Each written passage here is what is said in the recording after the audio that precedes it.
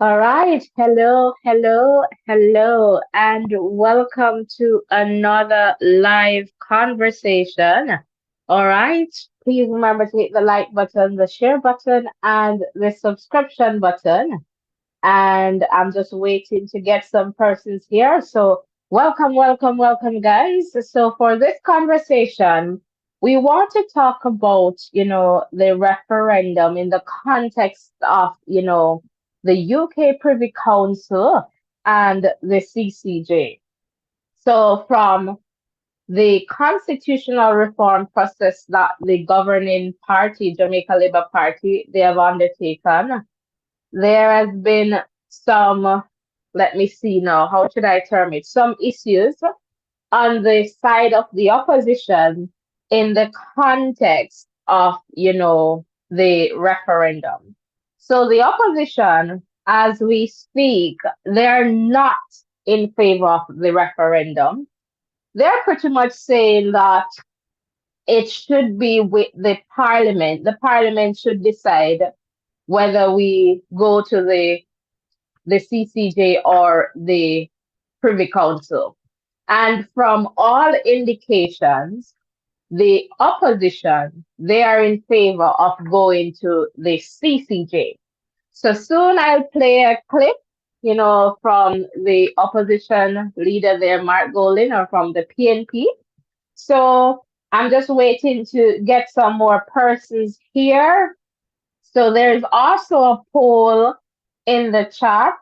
So if you're using like your cell phone or an iPad, you should be able to answer that poll. All right. So what would you want Jamaica's final court to be? Would you want it to remain as the UK Privy Council? Or, would you want it to be the Caribbean Court of Justice? So for those of us, a referendum is like a public vote. It's a direct vote regarding a particular proposal, law, or issue or political issue.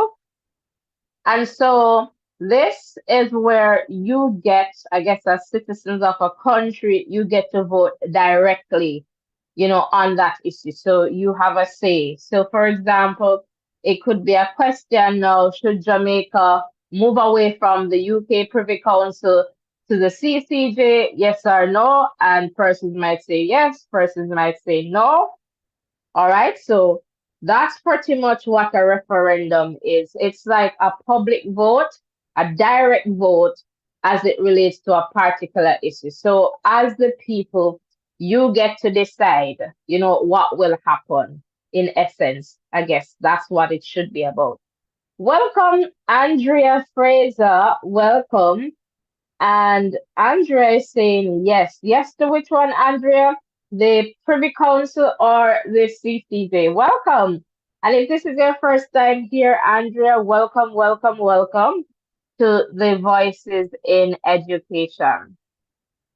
At some point in this conversation, Ruren will join us, so I will await that. All right, so guys, remember to hit the like button, the share button, and the subscription button. So hit that like button, man, and help some community members who do not have their post notification turned on. Garmel, welcome. Where do you get this information? I'm going to share with you, Garmel, from the opposition. So they're pretty much saying that they're not, if that's the question you're asking, they're not in favor of the referendum to determine Jamaica's final court of appeal. So my understanding from that is that the opposition is saying the Jamaican citizens should not decide whether or not we leave the Privy Council. It is up to the Parliament based on the Constitution. So they're saying that the Constitution is clear regarding that decision and that it should be up to the Parliament to decide, if Jamaica, move away from the UK Privy Council. So here we just want to have a conversation. This is not about criticizing anyone or any political party, just to hear from you, UK Privy Council or the CCJ, given that, one party said, let's put a vote, let's put it to the people to decide. And then the opposition is pretty much saying, we're in favor of the CCJ. The Parliament should decide and not the people. So let me, Andre saying the UK. All right, soon I'll open the phone line. But I believe at this point, I just want to go to that little clip, and I guess we'll play it again at some point so that you can get an understanding of what, our opposition leader, Mark Golding, is saying. So let's go to that one. And let's see. We're not in favor of a phased approach to decolonization. We're not in favor of having 1 foot in and 1 foot out of the King's Yard. We must either be in or out. Can't be neither fish nor fowl. Time come to deal with this matter once and for all. Generations are going to have to live with this. Jamaican people should have access to justice now to their final court. It's been denied them from slavery to now. Very few cases go to the Privy Council from Jamaica each year. A small fraction of appeals that are adjudicated by the Court of Appeal here end up at the Privy Council for the benefit of the learning of the final court. I'm prepared to wait. I want generations to come to have a good constitution. I want generations to come to have access to their final court. Shanique Myrie got justice because of her access to the CCJ. She wasn't a rich person. She couldn't afford to take a case to London, but she got justice. The court came here and heard her case, and Barbados had to pay her damages for having wrongfully excluded her from Barbados. And that is a kind of benefit I want the Jamaican people to have, not just on treaty issues around CARICOM access, but on all issues to do with constitutional rights, commercial disputes, and criminal appeals. Time come for that.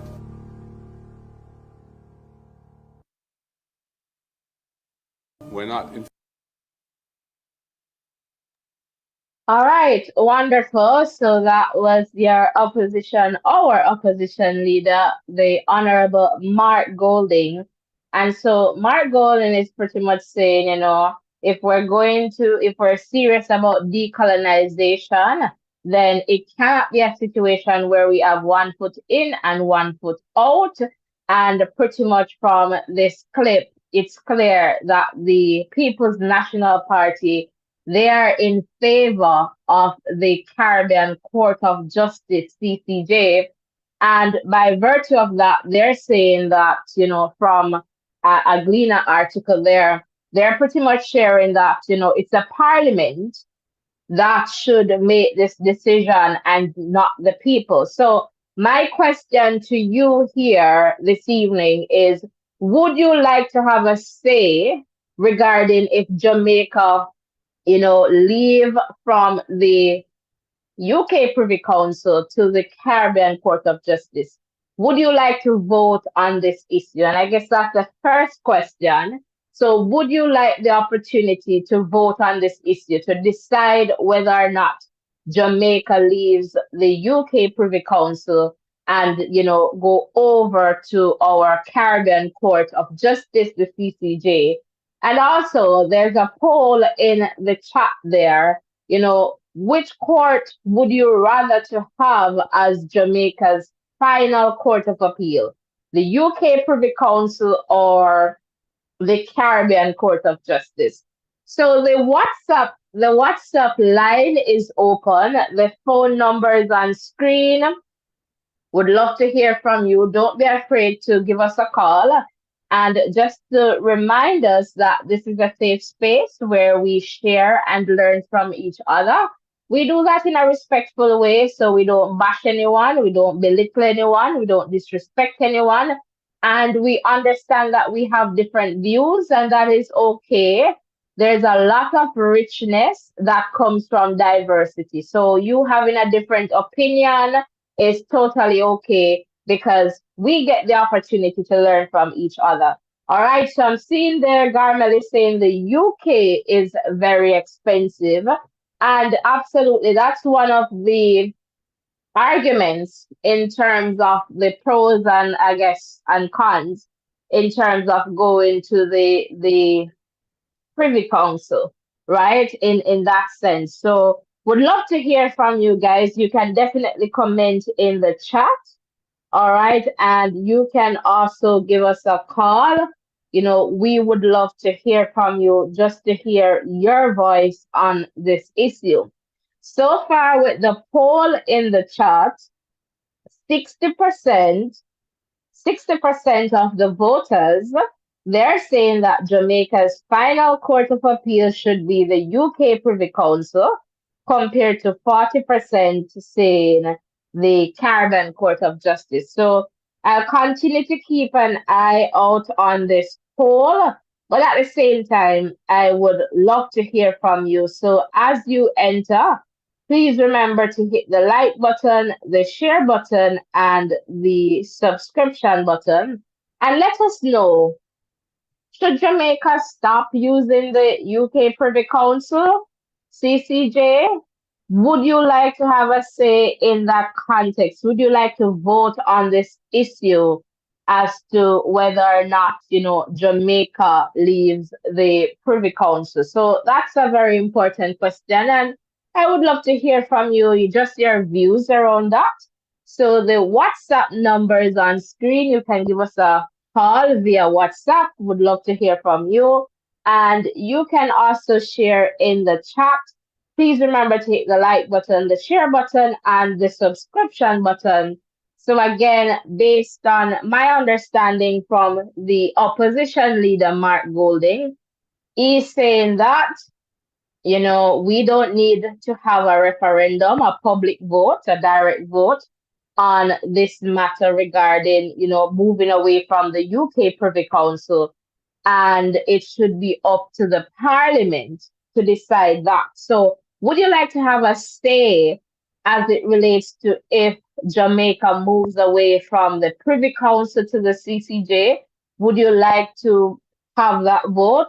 Or should it be left up to persons in the Parliament, so your member of Parliament, should it be left to them to decide? And also, would you want to see Jamaica's final court being the UK Privy Council or the CCJ?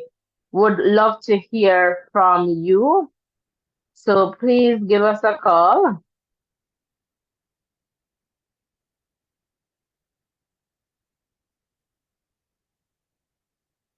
Or comment in the chat. And for sure, one of the big, I guess, factors here in terms of consideration is the fact that, as Garmel stated, that accessing the Privy Council, the UK Privy Council, can be very expensive. So we want to hear from you. Would love to hear from you for sure. So not seeing any new comments there in the chat.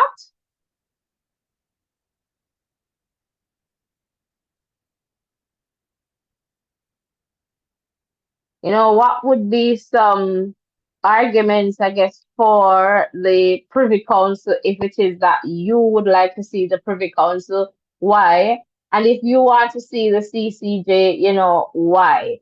Why would you want to go to the CCJ in that sense? So, as Garmel stated there, a big part is, I guess, access in terms of the cost and in terms of the distance, right? And so again, that can be very costly. All right, so would love to hear from you. We know that the Privy Council is far from the Caribbean. And so, in that sense, the access to justice can be extremely expensive. All right, not saying that getting to the CCJ is going to be, cheap, cheap as in Jamaican cheap, but for sure in comparison to the Privy Council based on, arguments that are out there for and against. That is always one of the big factors. So again, would love to hear from you guys. So please, as you enter, let us know. And right now I'm just looking at the poll, and the poll is saying here, in terms of the votes, Jamaica's final court of appeal should be UK Privy Council 57% and the Caribbean Court of Justice 43%. So again, we'll keep an eye out on that one. Andrea is saying the justice in Jamaica is not good. So Andrea, is it a case where saying then, because I believe you said earlier that you're in favor of the UK Privy Council, so do you believe that the Caribbean Court of Justice then perhaps won't give, I guess, a good administration of justice? So just trying to get that understanding from you, Andrea. And if you can call Andrea, give us a call. Would love to hear your voice, you know. And someone who is always here, you can call in so that Andrea knows that it is safe and it is okay to call. All right, so guys, would love to hear from you in that context. And in terms of cost too, you look at that. So persons will perhaps say that the ordinary citizen may not be able to access the Privy Council as well. That is something there. And I can also add that this is coming under the backdrop that Jamaica is moving away from the monarchy. So the king as the head of state and trying to become, I guess, wanting to become a republic. So in the context of Mark Golding's statements, he's pretty much saying you cannot be decolonizing. So, moving away from this whole colonialism. And you have, as Jamaica, we have one foot in and one foot out, right? So he's pretty much saying that does not make much sense. But as Jamaicans, as people, would you want to have a say in this process as opposed to just the political leaders making this decision? I'm seeing there, Garment is saying education before referendum, public, I guess, needs to be educated. And so, Garment, do you believe that the public is not educated on this matter? And I guess that for some people, they would want to say that, Jamaica's, I guess perhaps what Andrea is perhaps saying there is that the closeness can lead to corruption and they're afraid of that. And I guess that's what a lot of persons are afraid of in that context. And so I'm not too certain, and I don't want to speak for Andrea, but that's what I'm kind of getting, just from what Andrea is saying, that the justice in Jamaica is not good. So in essence, then people, would say, you know what, you better we trust the foreigner as opposed to we own, because we just can't trust we own, which is sad, very sad.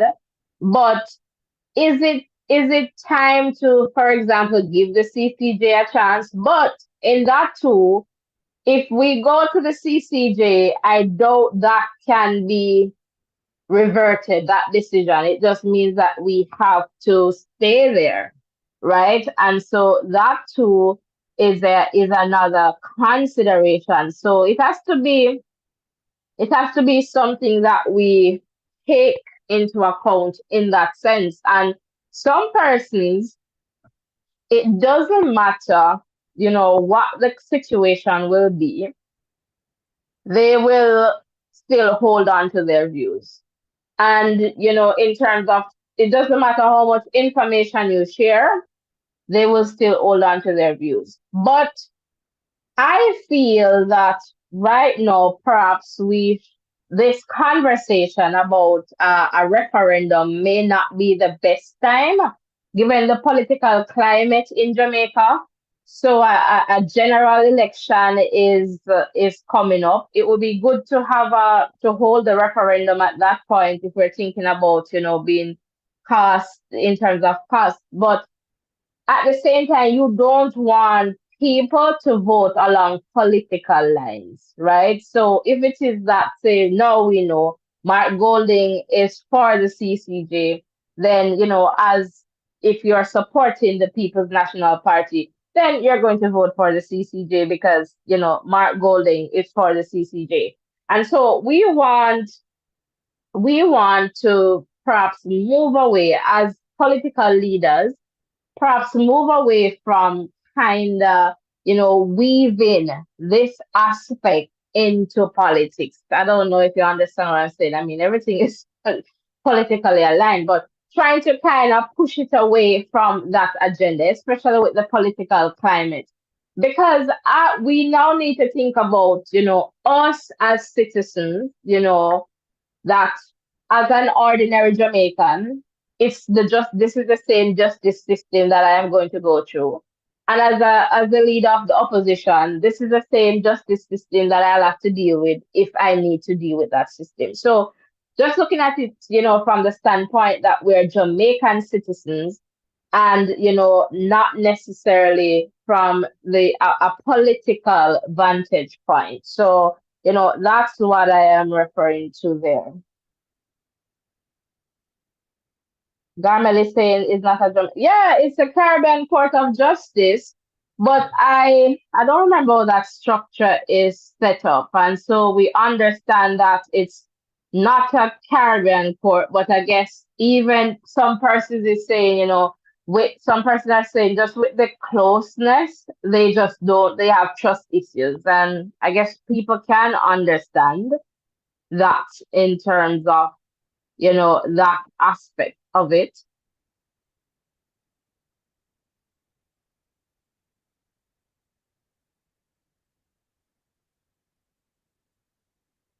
I believe the Caribbean Court of Justice, if I am not mistaken, is located in Trinidad, and Trinidad, they do not use the Caribbean Court of Justice as their final court. And I believe that was sometimes they're in, but I'm just going to double check that right away just to make sure that whatever I'm saying makes sense and I'm not misleading anyone.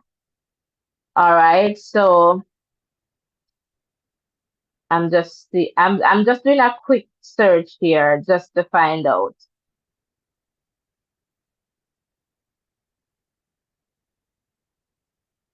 The countries that uses the Caribbean Court of Justice. So I'm just trying to figure that out as we speak. All right, so at present, the court receives cases, all right, from Barbados, Belize, Dominica, Guyana, and St. Lucia. All right, so 1, 2, 3, 4, 5 Caribbean countries. So again, the court, the physical building, it's located in Trinidad and Tobago, and they do not use it as their final court. So that's always, one of those arguments too, in that context. And Andrea, give us a call. Would love to hear more because they're saying they can't move from the UK because we depend on other support. We just can't. Would love to hear from you, Andrea. Give us a call. Would love to hear from you. So I am looking at the poll. So Jamaica's final court of appeal should be, and right now it's a tie 50-50. UK Privy Council 50% and the CCJ 50%. Would love to hear from you. So give us a call, Andrea Garmel, persons listening. Give us a call. Would love to hear from you guys. As you enter, please remember to hit the like button, the share button, and the subscription button as well. And I am going to go back to that clip for those who are just tuning in a little bit, just to give you, what we're saying here in the context of the opposition not in favor of the referendum. All right. So soon I'll give you that. So just to let you know that in the context of the CCJ, only a few Caribbean countries, so Barbados, Belize, Dominica, Guyana, and St. Lucia, 5 Caribbean countries, use that court as their final court of appeal. All right. And so it is physically, the building there is in Trinidad, and they do not use the CCJ. So just to give you that information as well, so that you can have that understanding as to what we're talking about here. So welcome. If you're just tuning in, welcome to the Voices in Education. So we are just, talking about the UK Privy Council or the CCJ. Want to know if you would like to vote on this issue? Would you like to have a say as a Jamaican citizen whether or not Jamaica leaves the UK Privy Council to the CCJ? And the next question is, would you rather the Privy Council or the CCJ? Ruren, I believe you're here now. Hello, how are you doing? Hello, necessarily. I'm not doing too badly. How are you doing? I'm doing okay. So, welcome to our conversation here. And so, I don't know if you happen to see our little clip. I'm going to go back to that soon. But I just want to ask you, based on our conversation so far, would you, as a Jamaican citizen, want to have a say in whether or not Jamaica leaves the Privy Council to the CCJ? And, based on, what which court would you rather, the Privy Council or the CCJ? So over to you. Well, definitely would want to have a say. Jamaica is a democratic country, and with matters like these, it's good to reach out and just find out where everyone has their mindset. So I would want to do that. I don't know about anybody else, but definitely would want to have a say. And personally, as it relates to the Privy Council or the CCJ, I would lean toward the Privy Council because just that detachment, so to speak, that distance. I think that would that's a bit comforting rather than that one that is based in the Caribbean, the CCJ. So that's pretty much my reason. Okay. So I hear you, and I want to just follow up on this point because that's an important point. You're saying that the distance is significant. And I guess you're saying, for example, if you have gone through, this Jamaican system, you went Supreme, you went to the Court of Appeal, you got the leave to apply to the judicial, the Privy Council, all right? So in that context, you're saying the distance in terms of, justice or the administration of justice would be good. And I want to just get a little bit more from you in that context, why are you thinking in that way? Well, I'm thinking about influence, if there is any form of influence and any form of bias that might, seep into any form of judgment. Just being detached from something, and this is my word totally, detached from probably a particular case that might pop up will give you that, fairness in terms of decision making. And that's the view that I am looking on it from. I know other persons might argue otherwise, but that's the view that I'm looking at. I'm saying no form of ties are, in terms of ties or influence, and that would give, grounds for transparency, I would say, and for clearer and more fair decisions to be made.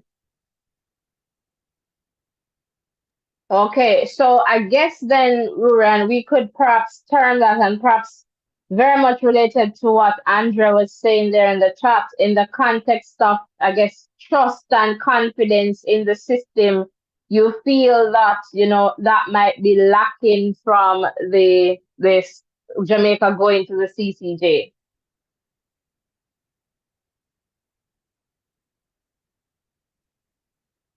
Yes, Ruran? so yeah, that's Okay. exactly what I'm saying. And just to have that level of confidence, like I have that level of confidence over there in the sense where I've experienced that.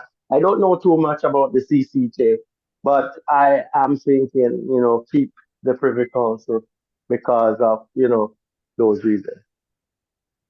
Okay, thank you. And just to share, I guess that is something too in terms of the small size or the small societies in that context where persons often feel that the political pressure in terms of that can the possibility, let me just say that the possibility of political pressure that can perhaps influence, the judges on the CCJ. And so in that context, of trust and confidence, there are some, issues in that regard, in terms of, perhaps so I don't even know how the judges are selected there. But for sure, in that sense, we get that, trust and confidence, is one of those big issues. Anne Marie Brown, welcome, welcome, welcome. Hello to you. All right, guys, please remember to hit the like button, the share button, the subscription button. There's a poll in the chat. Jamaica's final court of appeal should it be the UK Privy Council or the Caribbean Court of Justice? You can participate in the chat by, making a vote on that one. All right, so that is interesting that, persons, and I feel that's one of the big issues, trust, because people tend to have, that trust in the foreign things. And, as you mentioned there, Rurian, the trust, the confidence is just not there in the context of the CCJ.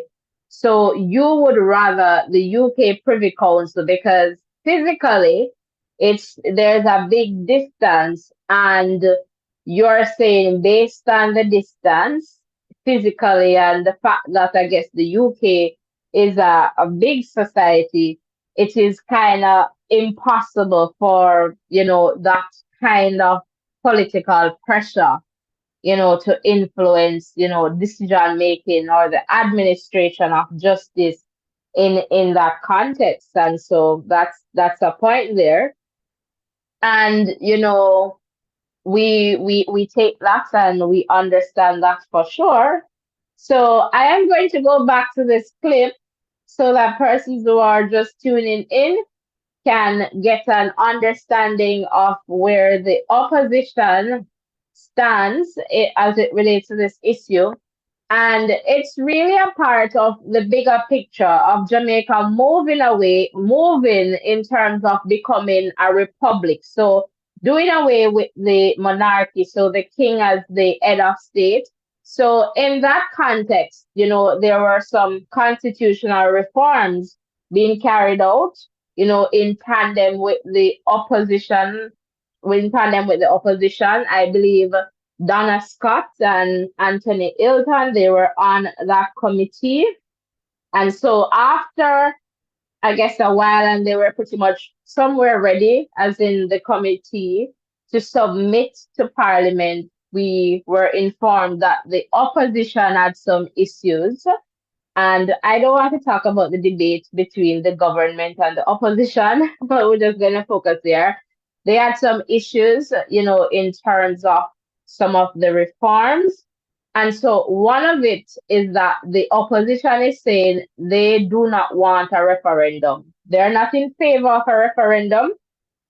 They're saying that as parliamentarians, they should be the one who decides if Jamaica moves away from the Privy Council.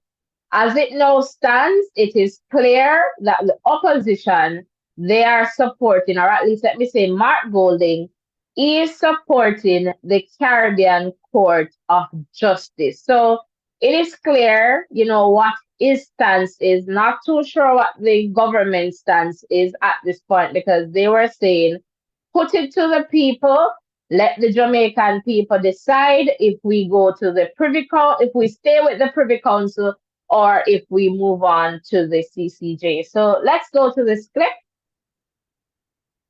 We're not in favor of a phased approach to decolonization.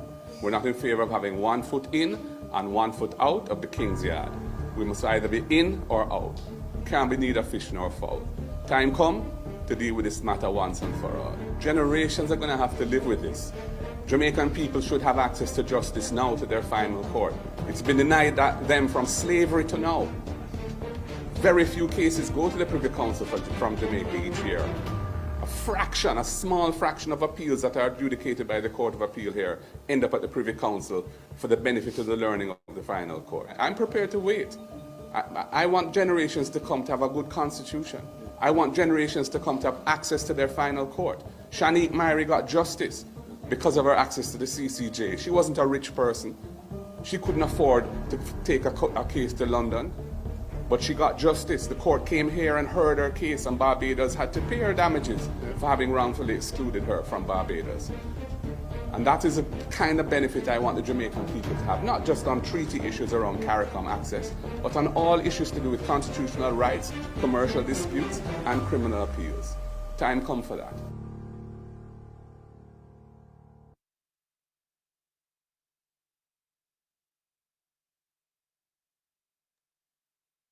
All right, so there you have it.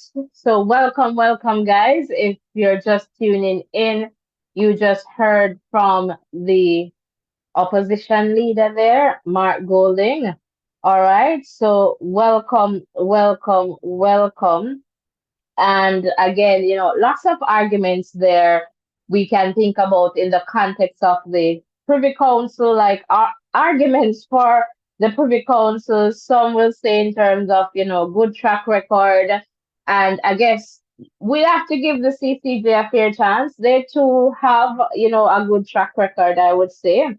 And, in that context, but one of the big points that I would say that a lot of, I guess, persons may be concerned about would be in the context of human rights, right? And so with that said, they would perhaps say the UK, would not necessarily go to or administer like a death penalty. So I guess that is something there in terms of that kind of consideration too. And so, that is something there. And we know that the CCJ is not free, and I'm not sure if the government is paying a fee for that court, perhaps in terms of the building there, and so not say the government, but Jamaica. So that might be something there to look out. If we're paying, why not use it? All right, so let me, Max Morgan, welcome. I see the votes, so I'll be checking on that poll very soon. Garmel is saying, well, everyone is saying the same thing, but how many people can take their case to the UK? Trust and corruption are the major concern when it comes to the CCJ. All right. And Max Morgan just like, thank you so much for liking. And for sure. But you see, I heard perhaps this is something that I'm going to try and research, or perhaps I'm going to do a quick Google search to find out now. Because the cost to the CCJ, I mean, I believe they will move, travel to the country where they're hearing the matter, which is good. But it's not free. It's going to come with a cost, and I believe a significant cost because just to have a lawyer is not free, right? But I guess far more cheaper than the UK Privy Council. All right, in that context. So I'm going to see if I can find some information for you in that sense. So, distance, one of the big arguments too, just to add to Garmel's point there, in terms of the distance too, is the fact that the Privy Council may be insensitive to certain conditions, right, in terms of culture. So that might be, something that they may be insensitive, in that sense. Um, Other talks, in terms of certain realities, certain jargons, certain terminologies that we use, but I guess people can say you can always bring in like, expert in the field, someone who is trustworthy, that kind of thing. But, for sure, that has always been, a big part of, that in terms of consideration. And so again, tied into that whole distance, the fact that ordinary people may not be able to access the Privy Council. All right. And so that too is another, important step. But I'm going to just quickly look at the poll. So right now, Jamaica's final court of appeal should be 47% saying the UK Privy Council compared to 53% saying the Caribbean Court of Justice. So we'll see how this poll continues to show up here. All right, guys, please remember to hit the like button, the share button, and the subscription button. Oh, Garmel, I'm just seeing your other comment there. Okay, with your internet, fluctuating there. So, Rory, I'm just going to circle to you just to see if you have, any further comments that you would like to share while I do a quick Google search here in terms of cost to use the CCJ.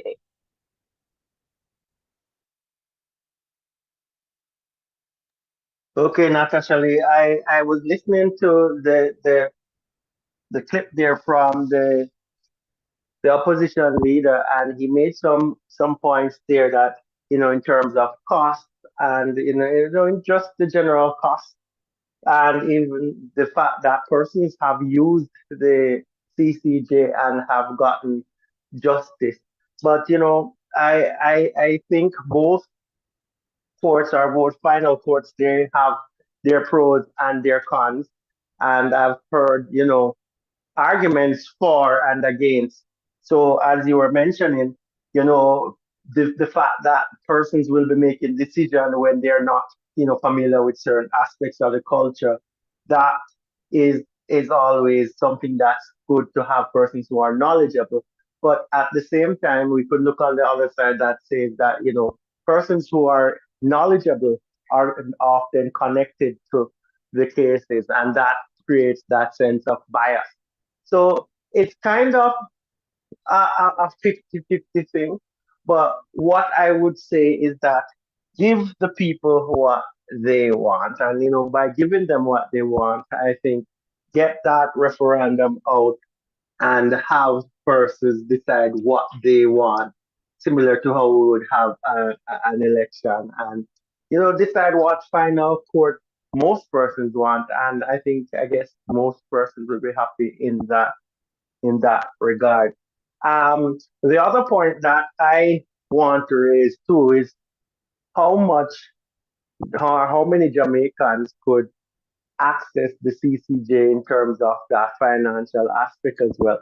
Because it's a case where, yes, the Privy Council is expensive and the CCJ might be less expensive, but I would love to see the numbers to see the difference in terms of cost. And then I would want to see the numbers in terms of who could access any of the two, regardless. So, sometimes we talk about one or the other, and the local, the regular person on the street, will he be able to access either of those? And that's a question that I want to put out there. And the question too that I want persons to ponder on is that should you be able to access justice without that monetary aspect of it being present? So that's what I have to say about this, Natasha Lee. I'm not sure You're if you're you're ready, but truly you're truly dropping some gems. I couldn't find the cost, but I'll have to do some research. And I really want to follow up on that point because I feel that is also an important point that perhaps we're missing. So while we're saying that the CCJ is cheaper in terms of cost than the Privy Council, you have a point to say, well, it might be cheaper, but still, the ordinary Jamaican may not be able to access the CCJ in that sense. They still can't afford it. So you're pretty much saying that perhaps some research, could be done and perhaps look at what they have in terms of cost, some research could be done to try and figure out in the context of the cost for both sides, UK Privy Council, the CCJ, would the ordinary citizen, if they need to, will they be able to access the CCJ in terms of the cost? Because I guess what you're saying, Rurian, it could be a case where affordability may not be or should not even be a factor in the context of whether or not we're using the Privy Council or the CCJ. Is that what you're saying,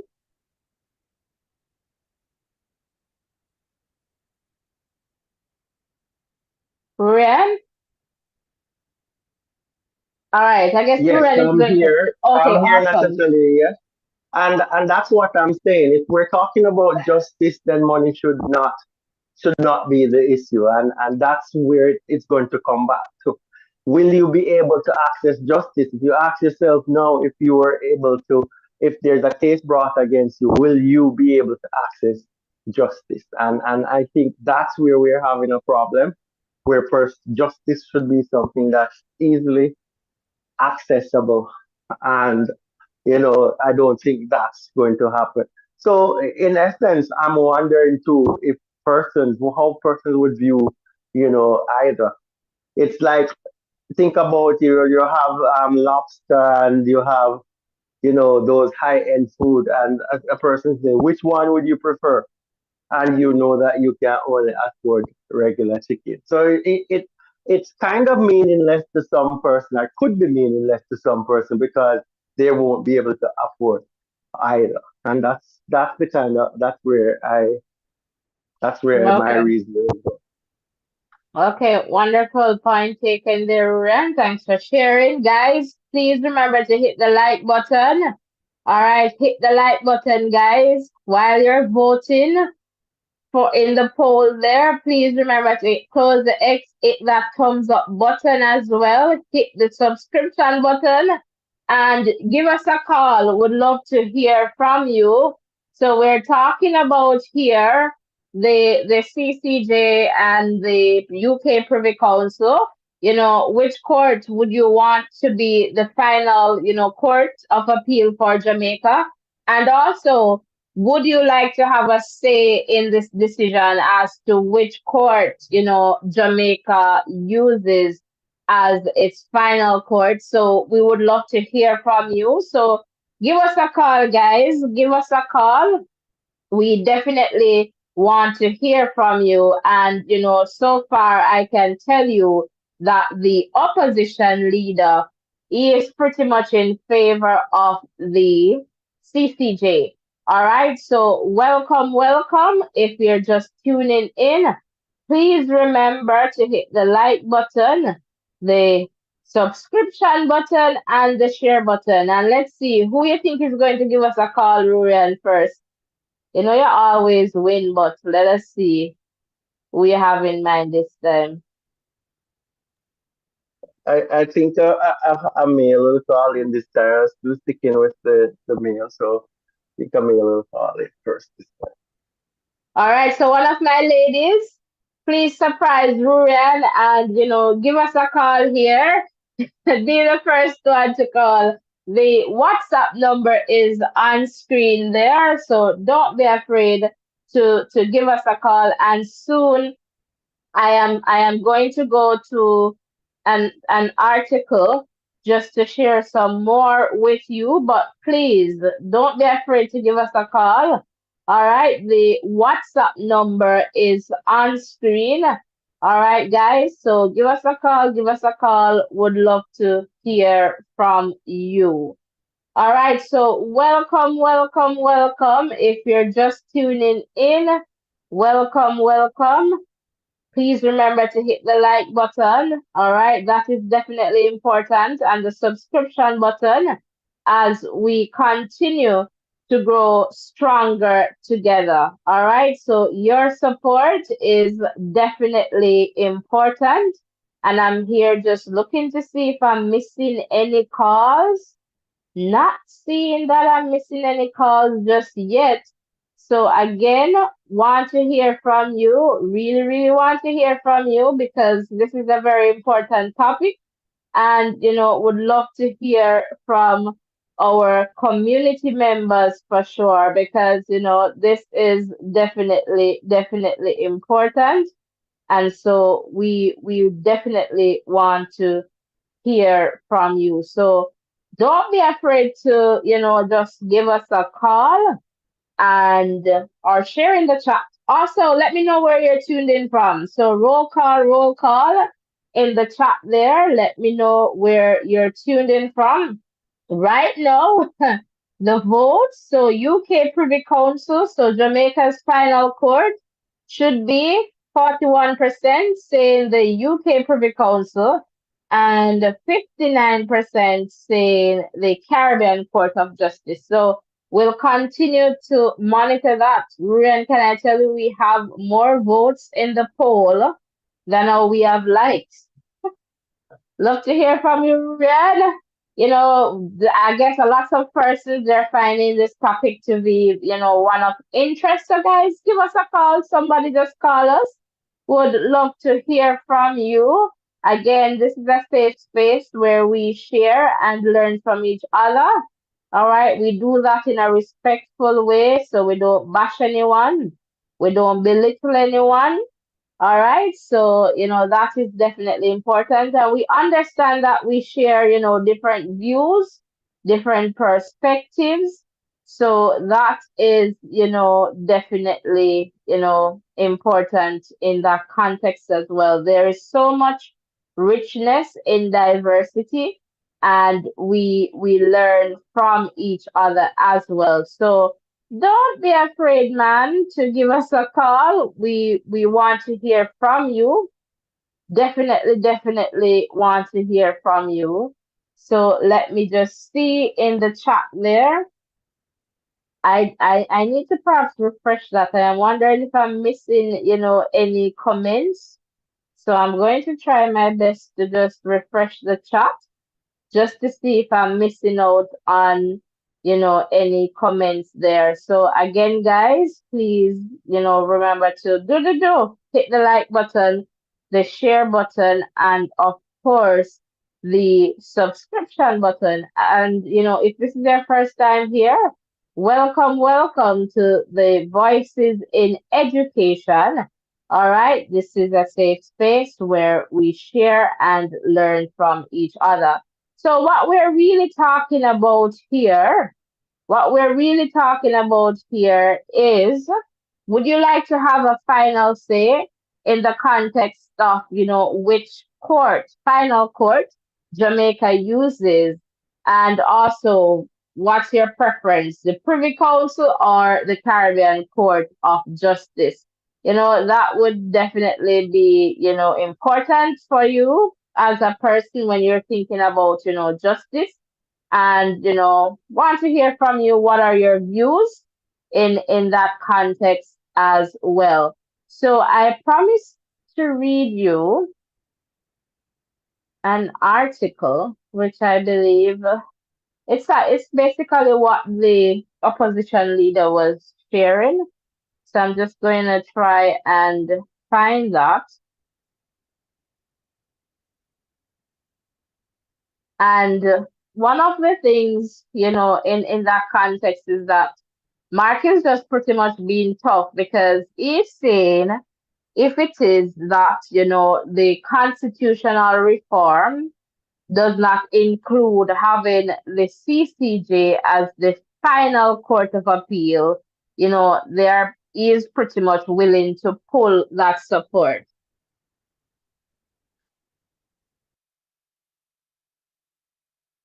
Hello, caller, you're live. Yes, I'm calling from New Jersey. Hi. Yes, I don't think Jamaica should remain in Britain because if you run in a country, Not hearing you too clearly, caller. You're saying you think Jamaica should remain? no, Okay. no, Jamaica should not remain in Britain. Okay. So if you're running a country, you're supposed to have jurisdiction over your court, not another country. I never see Britain come to Jamaica to come to court. So my thing is this: if you're gonna go republic or full republic, right, and half and half, because that's all United States start when you're ruled by Britain, and they become a republic, and they cut all ties with Britain, and I think the corruption and the policing what's going on with this government. And we have to build a country like Singapore and try to monitor our own and do justice. And this constitution where they're writing, I don't think constitution should be rushed and write. And if you're gonna write a constitution, I think you can have all the rest at the table, and the maroon, because you cannot write this constitution. And when you write the constitution, you're supposed to teach in school that everyone in Jamaica know the constitution. Right, civics. You have to put the people first. Mindful.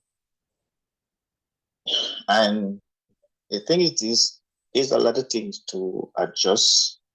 We cannot have a country running in this 21st century and the emergency system don't tie in with ambulance. People tend to sidestep the ordinary Jamaican. And we cannot do that. And it breaks my heart to see my country when I love so much be running by a dictator and a family affair. And it's not right. In no country on this earth you ever see anything like that. We have to speak truth and not be afraid and not loyal to no party. We are Jamaican. And that's me, and a lot of us think that way. But some people with this dietary, and we should make it illegal in Jamaica. You cannot buy vote And the police officer, a lot of them, they need to get out the force. You cannot deal with the citizen that way. And if the head of the government in Jamaica treating the citizen like that, you're gonna expect the police to do the same. And we need access to our beach. There is no one supposed to come in our country, starting a business and have access to our beach. Is that right? That is true. And if you go back to, I don't want to, because some people, we try to just keep it very informational, like informative here and balanced. So, but if you go back to the budget presentation, we spoke about that here on this channel. There's something there in terms of making beaches accessible, and I don't want to call out any political party on this, because again, you know, some persons, they tend to label, and we are not about attracting any labels here. So, you know, in that context, I know that there's something there where, you know, us as Jamaican citizens, we have, you know, we should have that access to beaches. And there was some argument in terms of who sold out what, and again, I'm not going to go there, but you're right on that point, in the sense that we should be able to enjoy, you know, our country as citizens. So that is definitely important. So I have this question for you. Would you like to have a vote regarding if we move away from the Privy Council or, you know, to the CCJ? Would you like to vote on an issue like that? 100%. Okay. 100%, because give the people choice. Right. And we have to educate the citizen, because we coming from a rich culture, and we don't want to be like we's a second-class citizen. And a lot of people, when they tend to go abroad, they think that is better than their own. Right. And I don't scare a label. And if somebody asked me a question one time, are you a PNP, GLP, Mr. Nia Jamaican first before anything? That's it. So don't make nobody scared. If they want to call you, put label behind you, that's up on them. Don't scare of it. One thing, I do the work for the people, by the people, I stand with you. Yes, that's because when it comes to my country, I don't scratch, I don't if and but. That country give me life. It give me a vision. Jamaica, if people understand what is Jamaica, Jamaica is the center of the world. And if we lose that, oh my God. You see, Marcus Garvey stand for us. I learned a lot from Muta Baruka and all these guys. And we have to stand up for our country. We cannot have access to a few like a public beach. We should have access to all of the beach in Jamaica.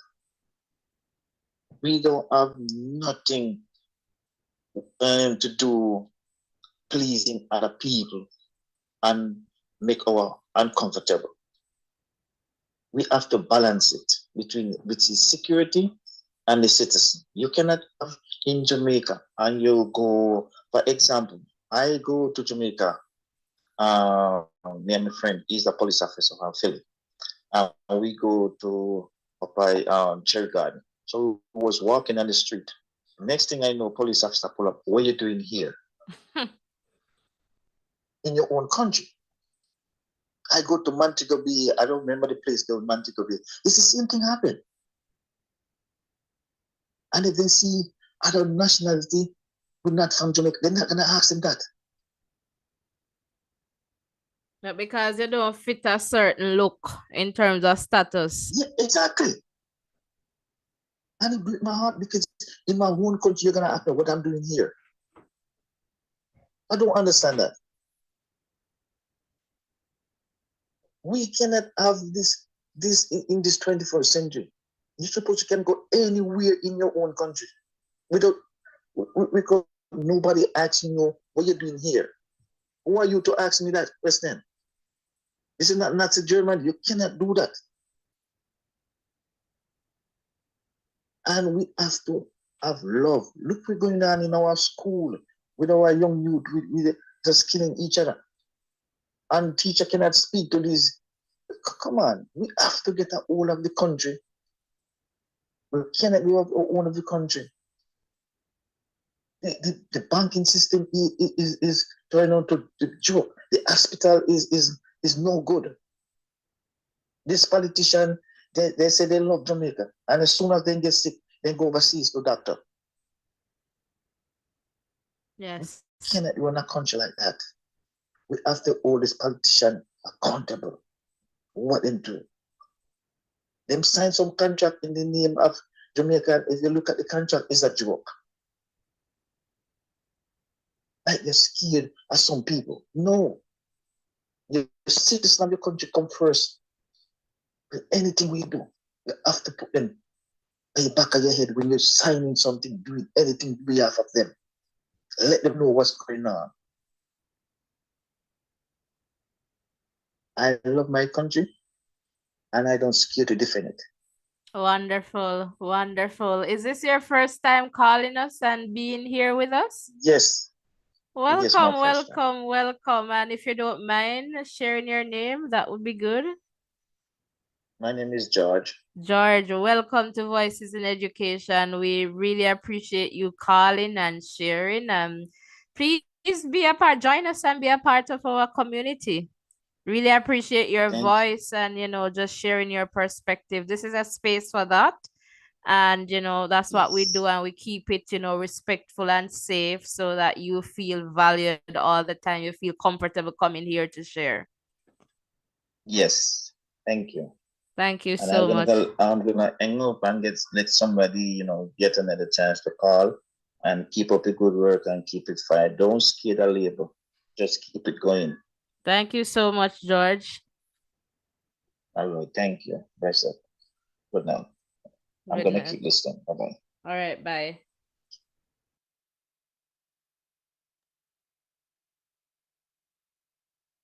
All right, so George there, and in the meantime, so thank you so much again, George, for calling us. So guys, as our platform, let's continue to grow stronger together. And, just checking in on the polls. And based on what I am seeing here, Jamaica's final court should be, and it's 50-50 right now, 50% saying the UK Privy Council and 50% saying the Caribbean Court of Justice. All right, Soji, Carlton Loveless, bless up yourself, and channel member is right there in the chat. Welcome, welcome. And Soji saying, guys, like up the show, everyone, please. And I am supporting Soji on that one. Please remember to hit the like button, the share button, and the subscription button. All right, that is definitely important. Rurian, I am going to come over to you just to see if you have anything you'd like to share at this point. Yeah, I have to comment on what happened just now. George called in and, he made some valid points.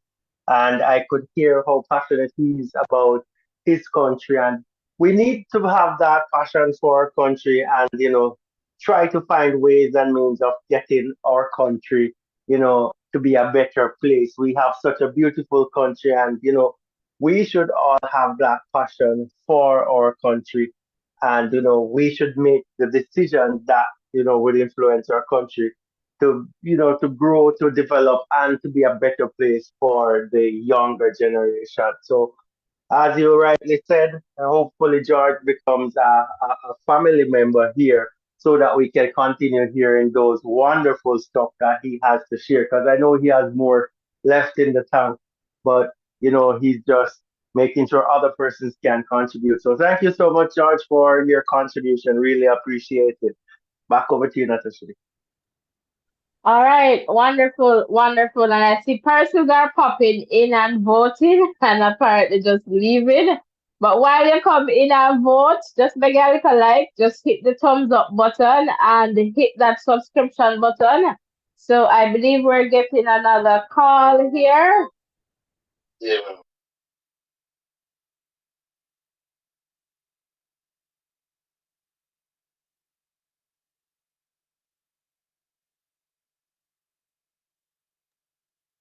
Huh? All right, good, you're live. Just turn You off hear your me now? yes, just turn off your feed. No, somebody else might send it to Keisha, but it's not facing here. But yeah, hear me now? Not? Yes, I'm hearing you. Go ahead. Yeah. What I'm saying, I was just listening to the Jane Commander and so forth. Him sound passionate, but you know the thing I don't. Yes, rural, best of yourself, best of. What I don't like is with Jamaica. I know this thing with the beach, not just now, you know, this thing going on for years, over Yeah, more I than know. 20 something I years. know, but I don't want to go there too, because you know, with the political stuff. So we kind of, yeah, you kind of understand that we kind of move away. It's not political, you know, but we have to be real. Because just like the other day, I was talking to my friend from Westmoreland, and he was telling me, I was saying to him, said, you know, me say, in Westmoreland, you have the Prime Minister, Mr. Patterson was there for 18 years in Darliston, Leamington, all those places. Wickham McNeil, Dr. Carl Blight, all those men was there. And the people, they never know they want water until now. You wonder if you understand what I'm saying? I get what you're saying, but at the same point, you know, I guess there is expectation because, you know, sometimes if it is that we're not learning, then we're going to stay in a state of, you know, stagnant like water just now move. So think of it this way.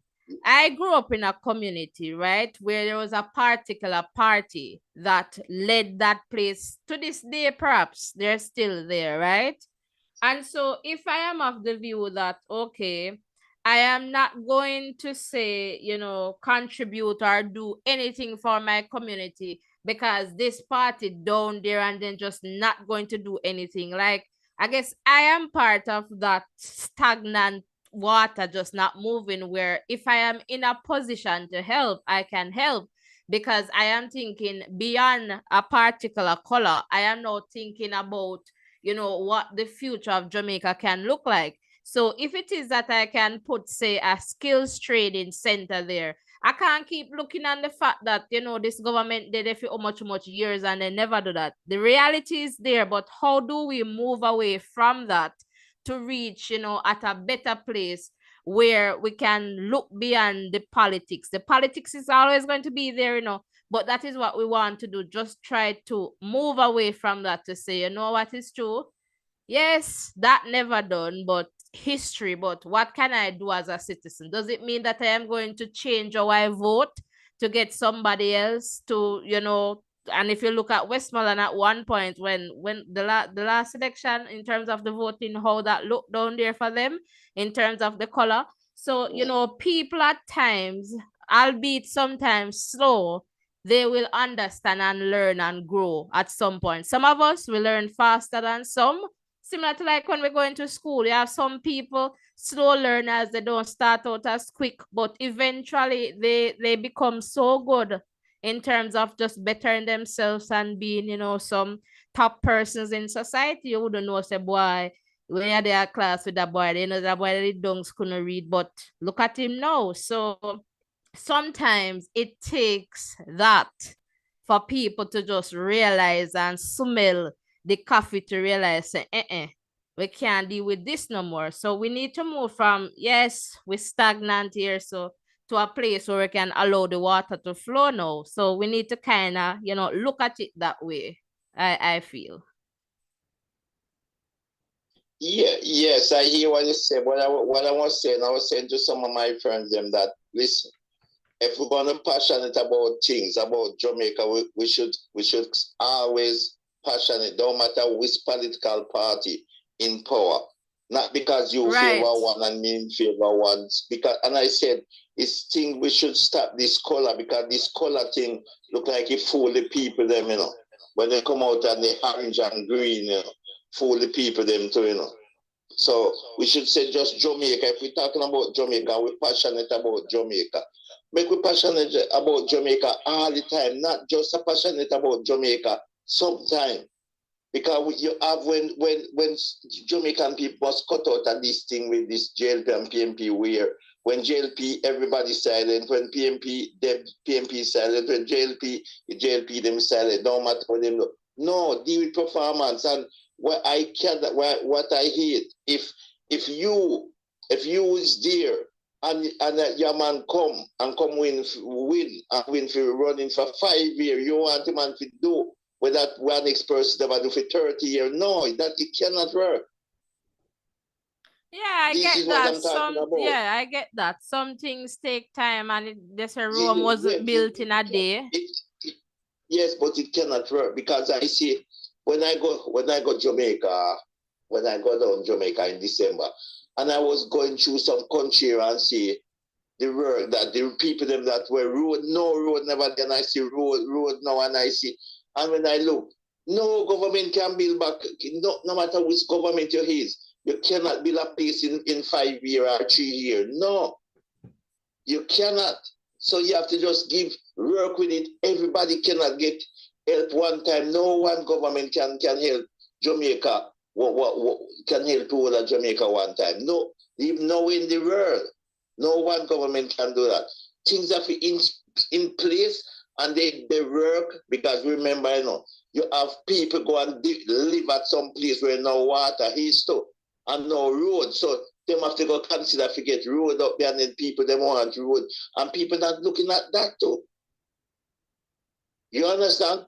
And 3/4 of the road them, that even if the road they run up to Newcastle and those places, those roads never designed for big vehicle. You know, there is a track there, and they just no proper engineer come and check the road. So they just put Baba Green over it or asphalt over it. And then when a shower rain come, the place stay away, and then you got to be there. No, because no engineer never take to test the road and so what size vehicle to drive on those roads. So whose responsibility would that be, Soji? When you have persons going to construct places that should not be. Listen. But the road is, if a road bill from 19 in the 40s, those road bill, and the road come and tear now, and so forth. You couldn't blame Mark Golden or Andrew Holness for those things if they're them are the Prime Minister. No, because you have to believe the man them was before them when they was doing the road, never sort the things out in the right and proper way. So you cannot come and just blame and say, oh, we need Jamaican and I listen just like the other day I was saying to the man, them said, well, nothing wrong with them and with demonstration. You say crime rate in Jamaica. I asked one of the guys them there. I called and said, when you demonstrate, what you should talk about? Ask America to find a way if it stops make gun go to Jamaica. Because Jamaica don't make gun, So we have to, if a man sick and you're treating for flu, you have to find out, and you want him flu to stop, you have to find what caused the root of that flu. Because if you just give 2 tablets, it can come back again. You understand what I'm saying? I get you. Yeah, you come live in America, say to American council what is there, what you can do for help Jamaica stop the border the guns from leaving here to go to Jamaica. Because all the guns them leave in America go to Jamaica because Jamaica don't make guns. So what you can do, these things we have to talk about. Instead of we saying this and we saying that, no, these things we have to cut out of those things with this political thing and think about Jamaica. Everybody can get up and say Jamaica. But when they pass talking about Jamaica, they pointing finger on one person. I get what you're saying. in Them not, this context, them not fighting, them not okay. Look at the biggest downfall. You know, said 2030 vision in Jamaica. What year 2030 vision started come up? What year? I'm not even sure. 2019. And until today, no, if the next leader them before did come and say we're talking about 2030, no, we could be like Saudi Arabia thinking about 2050 now. Because you accomplish what you want to accomplish for 2030 already. You know. So these things, well, I'm not telling, all right, no one don't talk about the biggest disgrace that happened in Jamaica was with FinSAC. When that go on, nobody talk about it. The minister man they come out and say sorry. Sorry can't help those people who 40,000 people lose their business and so forth. These things we talk about. But them body don't talk about that and that was the biggest thing that happened in Jamaica. Yeah. You All right, understand? I get that. So, Soji, on the topic this evening, in the context of the UK Privy Council or the CCJ, you know, what do you say should be Jamaica's final court of appeal? And would you like to have a say in which court Jamaica uses as its final court? See, well, I'm kind of afraid that the Jamaican court system in a sense, because too much political thing in the Jamaican court, because judges them political bias and so forth, on both sides, both JLP and PMP, they judge them bias. Because when I look, so do you think that bias will affect, so based on what you're saying, do you think that will affect the running of the CCJ, the Caribbean Court of Justice, the political influence? Yeah, because politicians will corrupt those judges. Because they will free to talk to the politician, and politics will get involved. You know. Politics. I would like go to Jamaica, them own thing and not go abroad for nothing, you know. But a but is there when you come on to politics. This thing politics with the people then. Political corrupt. So that is what I've heard of. That is the thing I've heard of. But and then why don't like still? How can this system I don't like again? And I will say, Mark, well then you send this person out there to go around with the government, and then at the final moment now you can tell them that just and why you never say something long time ago? So in that in that context then, because what I understand from Mr. Golding is that, you know, Jamaica should use the CCJ, and he's pretty much saying that the people, they do not need to vote in a referendum. It should be the parliament, so the political leaders in parliament who decide. So what's your take on that? I prefer the people to vote. That means give the people the chance. That means that you cannot say, okay, we never want it, and you come and force it down on us. Give the people, let the people make the decision. If they vote and say no, we don't want it, then you know that you have to give the people the chance to do things. It's just like when the referendum was happening in England. What the government do? Give it to the people. You want to leave Europe? Not we going to vote against ourselves and said, no, just give the people, make the people make the decision. That's mean when they make a decision, good or bad, you cannot blame nobody. You are the one make the decision. You remember that? Yeah, I get that. And I think that the last time that Jamaica had a referendum, I think was back perhaps, was it 1965? Somewhere there, with the West Indies Federation. When 1962. Okay, when they When we voted get independent, against we're talking. no, when they voted against the West Indies Federation, right? Because at that time, Trinidad, they were pretty much saying, and it's from, then, regional integration has always been problematic if you go back and look at the history. And so at that point, Trinidad I guess they were saying they didn't want, the poor and the dispossessed to be, I guess, coming over, I guess something to that effect. And so Jamaica held a referendum, perhaps in 1961. I'm going to double check that, as in regards to the West Indies Federation and if they should stay or leave. And they voted to leave. And you know what happened? When Jamaica left, it fell apart. So Eric Williams of Trinidad, he made a famous statement, 1 from 10 leaves 0, because Jamaica moved and then everything just collapsed. So guys, you can check that out.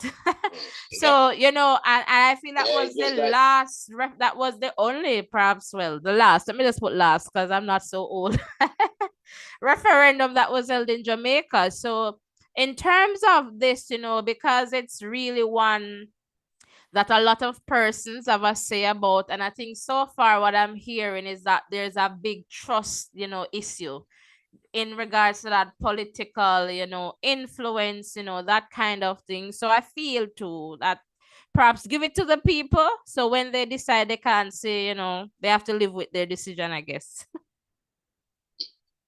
Of course, you have to give it to the people. You can't want parliament and to vote for it. So the people, they come and the people, they never want it. And then people say, oh, we never want a referendum. And then one political party will come out and campaign, say, parliament this and parliament that. No, give it to the people. But just to say, give the vote to the people. But just to say, though, I understand Mr. Golding's point, because he made a valid point, in the sense where if we're thinking about decolonization, so, moving away from colonialism, everything, regarding the queen or the king now in power, regarding that kind of system, then it makes no sense to have 1 foot in and 1 foot out. So if it is that we are thinking about decolonization in the realest sense, then it means that we have to do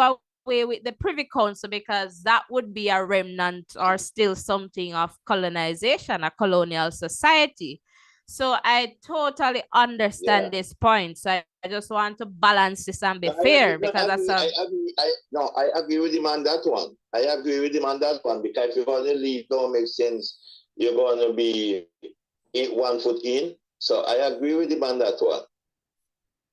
I agree with him on that one, I agree with him 100%. Yeah, you just deal with it. But then the problem is, if they go referendum, if a person is a dual citizenship, they cannot, under the republic, they cannot represent in the parliament.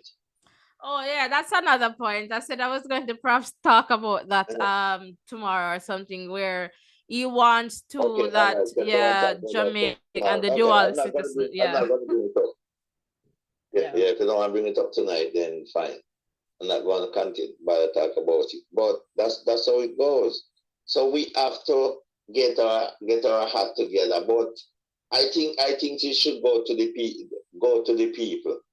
And if it's me, if it was me, it was the government, and you was with me all this time, and then you back down, I would come and use my majority and say, put it to the people, keep people they have a vote. If the people they say no, then we don't have no referendum. If them say yes, we have the referendum. It's simple as that. You vote yes or no, and then when you vote yes, and I think in the referendum they should do it like we do it in England. Let the people they vote from age 16. You understand? Well, I guess if they want to, because they have the electoral list and whatever, perhaps that might be easier in terms of identification and whatnot. So if that is something that they want to utilize, but at least, giving that to the people would be good. No, give it to the people is the right way to go. They have a thing in England the other day where they said the people they're putting up some LTN thing in the road and the people so 76% of the person them vote and said no, 24% say yes. And you know what the politician they do what the politician they do in that council what they done? They come and decide what the people are against the people and the politician then vote and say, team up and vote and say we're gonna keep the LTN.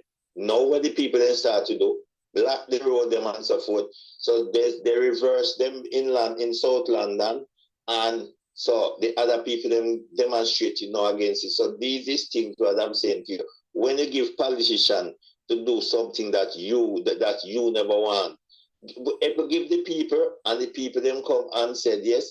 It just like when they were said, oh, you should have people to they should have people to be same-sex married in Jamaica. And if government said, you know what, I'm not gonna do it. If something like that happen, I'm gonna give it to the people. They make a decision. So that means when they come, I have nothing to do with it. And I agree with that.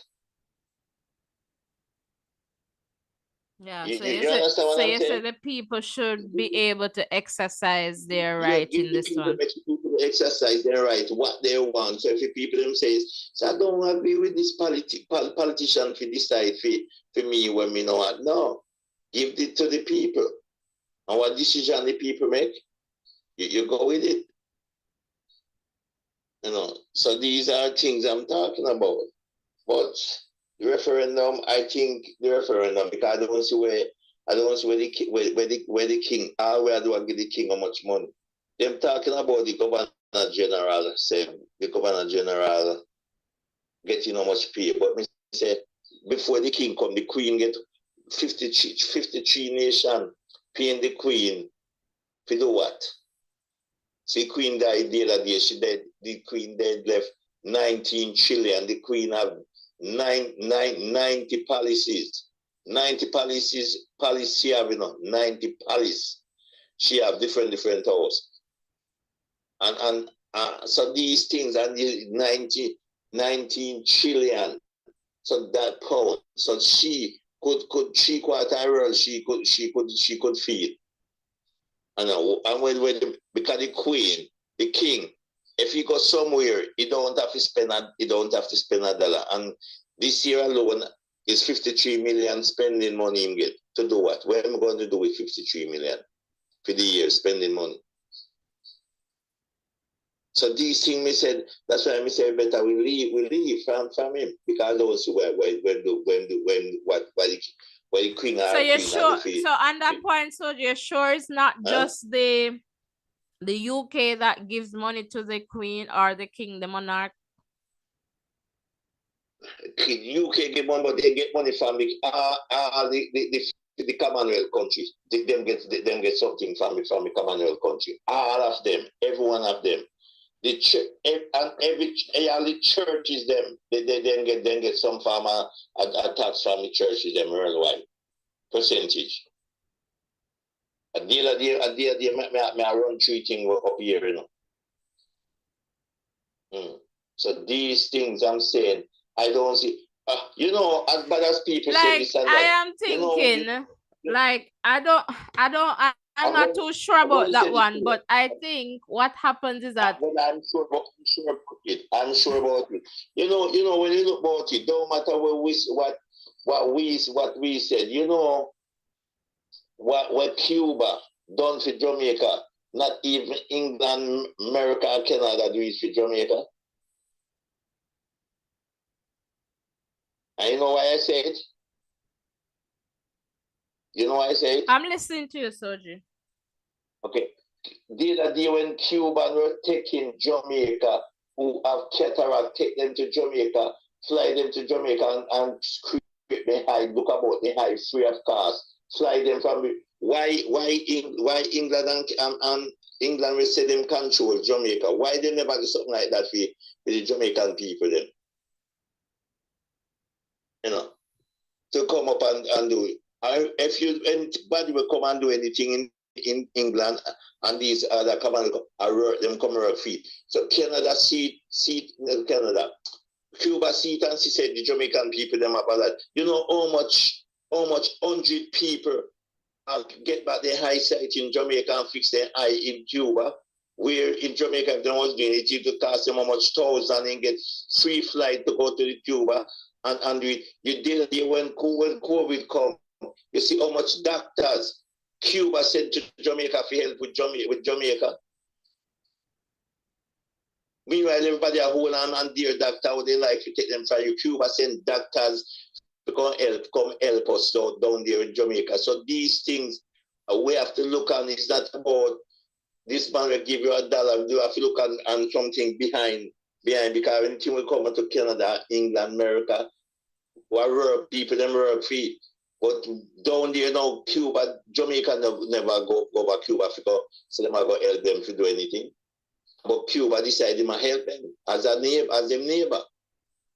You never hear about the amount of person they fly free of cost from Jamaica for well the Jamaican government pay the fare and them go to Cuba go do the eye. You never hear about it. I know that they've always had that kind of relationship, so yeah. Yeah, so these type of thing why King they never said at all. In Jamaica they need help and we have some good doctor here. Make we send them over either we send them down there to help them or send somebody people them up. If them feel them more run with them come to England, send them doctor down if you go work then. And help out with the people them in the clinic or the hospital them so people can go and see them. Yeah. You know, because I don't see where the queen do for real Jamaica for Jamaica. Black people up here asleep outside the palace and in the cold and when they drive past they never stop and say, oh, don't these people need help? You understand why I get what you're saying, but on the point, I just want to just say to persons I did a quick check and I cannot see where they're saying Commonwealth countries pay the UK. Commonwealth country give UK they do a lot of things to UK. No, I don't. But I don't see where they say they pay money to the monarchy. But I see where in the UK that there is something there where the citizens there pay the royal family. Yeah. I know the royal family get paid from there. I know the royal family get paid from it. I know, but there's some things get done where me and you don't know. With the queen, the queen don't do anything. Where queen donate to Jamaica? No, I am not. I just want to say that that's what I see. I know it's merely ceremonial because I mean there's no benefit, and I am all for decolonization because when you think about our history, our past for sure. And so, and that's why I can say to you that I do understand where Mark Golden is coming from when he say you cannot have 1 foot in and 1 foot out. And so, but then in the context of the whole administration of justice, one of the biggest, I guess, factor that perhaps is affecting this move is just that trust and that confidence in a Caribbean court of justice as the final court, because people are thinking that, political pressure can influence the administration of justice. With the UK, it is far the distance, the likelihood of political pressure is seemingly non-existent. And so persons want to kind of hold on to that. But as Mark Golding is saying, if we're serious about reform in terms of moving away from the monarchy, then it means that we need to let go of everything, including the Privy Council. But then are the citizens of Jamaica ready for that? That's the next question. No, but only way you're gonna know if they're ready for that is put it to them. Right. I get that. Put it to the people. That's the only way you're going to know. Put it to the people. And when they vote and if they don't already defeat, then fine. You said, okay, when I have no more referendum, this is one off, and you said, when you don't already defeat, so when you have nothing to pay, we put it to, and so forth. But when them are in a parliament come and Mark Golden and Andrew Holness come and vote against one another and then say, okay, we get referendum, and the people never, no, I don't support that.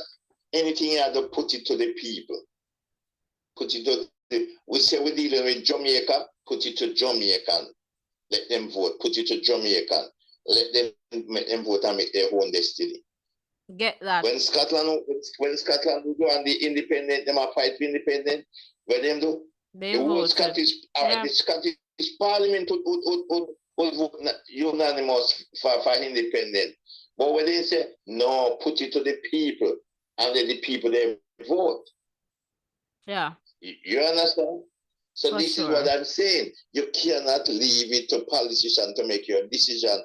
How can you make me know? You decide, say, you want to marry. You want to marry to this person. I'm here the prime minister, and I say, oh, you cannot marry to because this person is not in your race. And so forth. No, you can't do that. You make that decision. You understand? Yeah, I get exactly what you're saying there, Soji, for sure, in terms of, give the people the choice to decide. Yeah, man, I believe in people to make all decisions for themselves. When they make that decision, you cannot blame nobody for but yourself.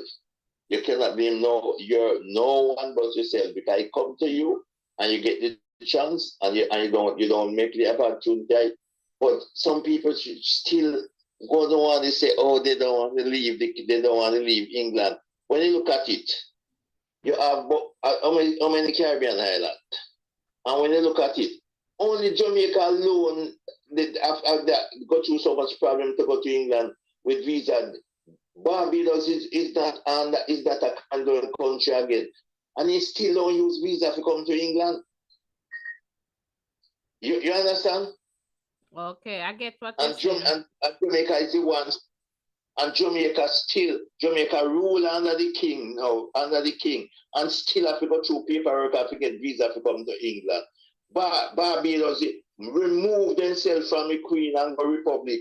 Now have nothing to do with the Queen, and them can fly and then passport come to England as they like, and but Jamaica can't do it. Jamaica have to go to embassy, pay money, and do. So why you want hand at this bandage?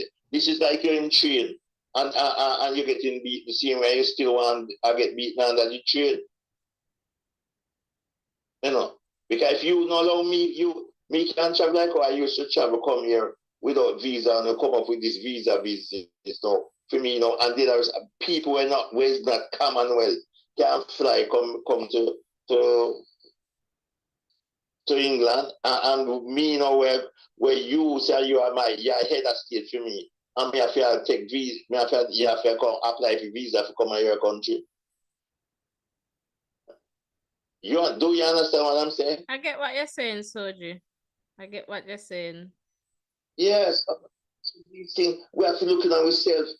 But as well, Marcus Garvey did make a speech. I don't quite remember it, but when I remember it, at least I have to go back and read the book and that section and tell you what he said about people, So we, as black person, we understand ourselves, That's why I think said that's the only thing I agree with the Minister of Education with.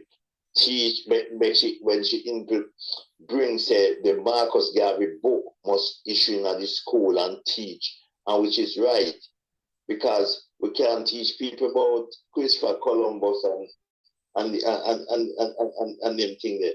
And Christopher Columbus never discovered Jamaica.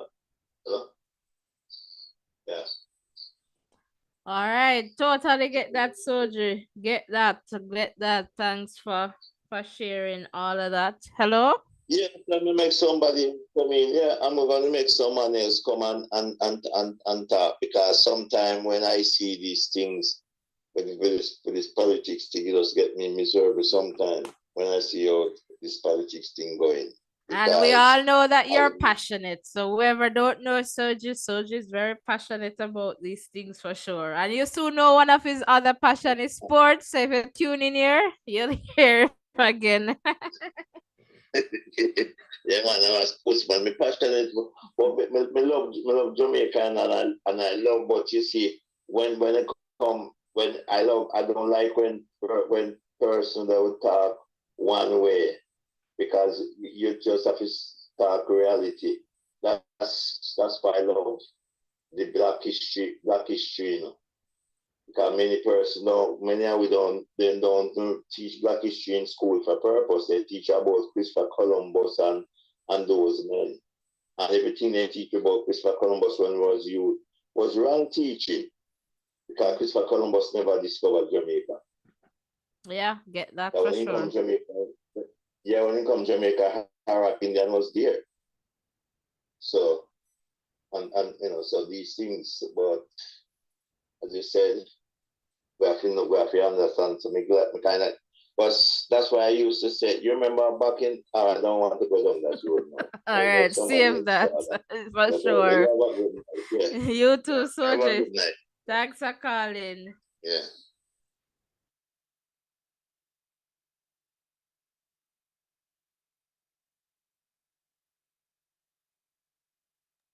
All right, so Soji there, always dropping some gems, very, very passionate about, topics, especially, is, Jamaica and, his love for Jamaica. If you can always hear it in his voice for sure. Ruren, I'm coming over to you. I suspect that you definitely have something to say, so I'm just coming over to you guys. Welcome, welcome. Please remember to hit the like button, share button, subscription. Right now, the poll, Jamaica's final court of appeal should be 47% saying the Privy Council, 53% the Caribbean Court of Justice. Ruren, are you here now? Yes, I am All right. here. Okay, wonderful. Yeah, good to hear so much, information. Soji, so knowledgeable. Hello, Soji. You hailed me up. I'm responding now. Thank you for sharing so much, and you show how knowledgeable you are on these topics. Yeah, but I think most persons are saying that go to the people with the referendum and see what happens so far, and I think that's the right thing to do. And let's see how what happens, how this will work out eventually. So that's all I have for now. And guys, if you are here, you haven't liked or subscribed yet, please, we're asking you to hit that like button or that subscription button, and may remember to turn your post notification on as well. Back over to you, Yeah, Nicole. so before you go, Ruren, I just want to say, because, in terms of sharing, perhaps you heard me there. I understand where Mark Golding is saying that if we are serious about decolonization, and perhaps that's a whole, new conversation in itself that perhaps we should have in terms of, letting persons, talk about decolonization and what it means.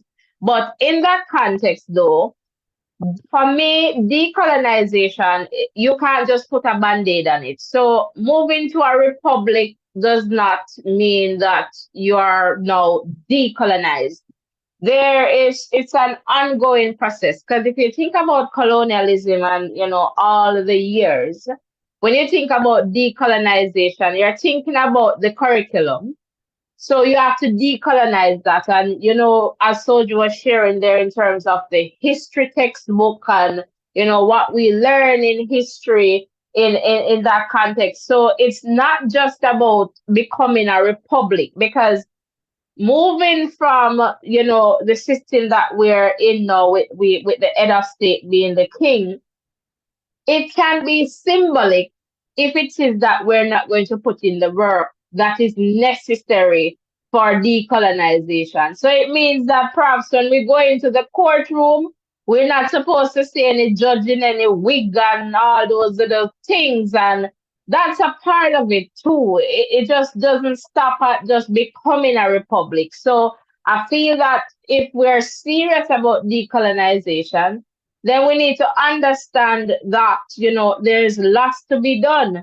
When you think about some of the laws, will those change that are pretty much buried in, English laws? I guess not, but when we talk about decolonization, it is far more than just, saying we're going to become a republic. And I don't know, like, I can remember stories, just from persons saying, me no know where Jamaica become independent for because nothing no change. And if we still there under England, we would have far better know. And oftentimes, I'll hear people make reference to places like Cayman Islands, that are still under the British rule, and though their economy is far better. And they're saying that Jamaica's independence was pretty much symbolic because not now Guana yard. So I just want to just for you to get your views on this in the context of decolonization. Is this because all I am getting here is that it's just political constitutional reform. Do you believe that this should be a bigger conversation where we have, education persons from, education sector, different groups, the Maroons, different groups coming together because decolonization is a process. It's about unlearning, right?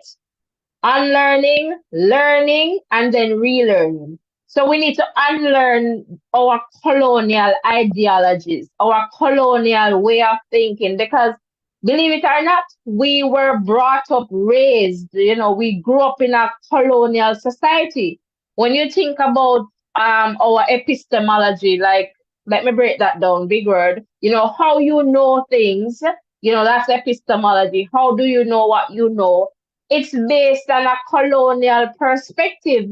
How many of us, are pretty much trying to decolonize our mind, decolonize our way of thinking in terms of opening up to different, ideologies? We tend to say that the West is the best, and so in that context, when we think about decolonization, I feel that we should be having a far, wider conversation, not just becoming a republic. So I'm just going to come over you to get a sense of, what you're thinking in that context. Yeah, I like the way how you put it, not to put a band-aid on it. And I think most persons are not really deep as it relates to, the whole decolonization issue. But it has to be a systemic change where it affects everyone and all sectors. And it has to be an effort that is put forward, a strong effort that was put forward for this change to happen. Like it's all good for everyone to be under that banner of, decolonization, but we all are going to be required to put some work in order to execute that.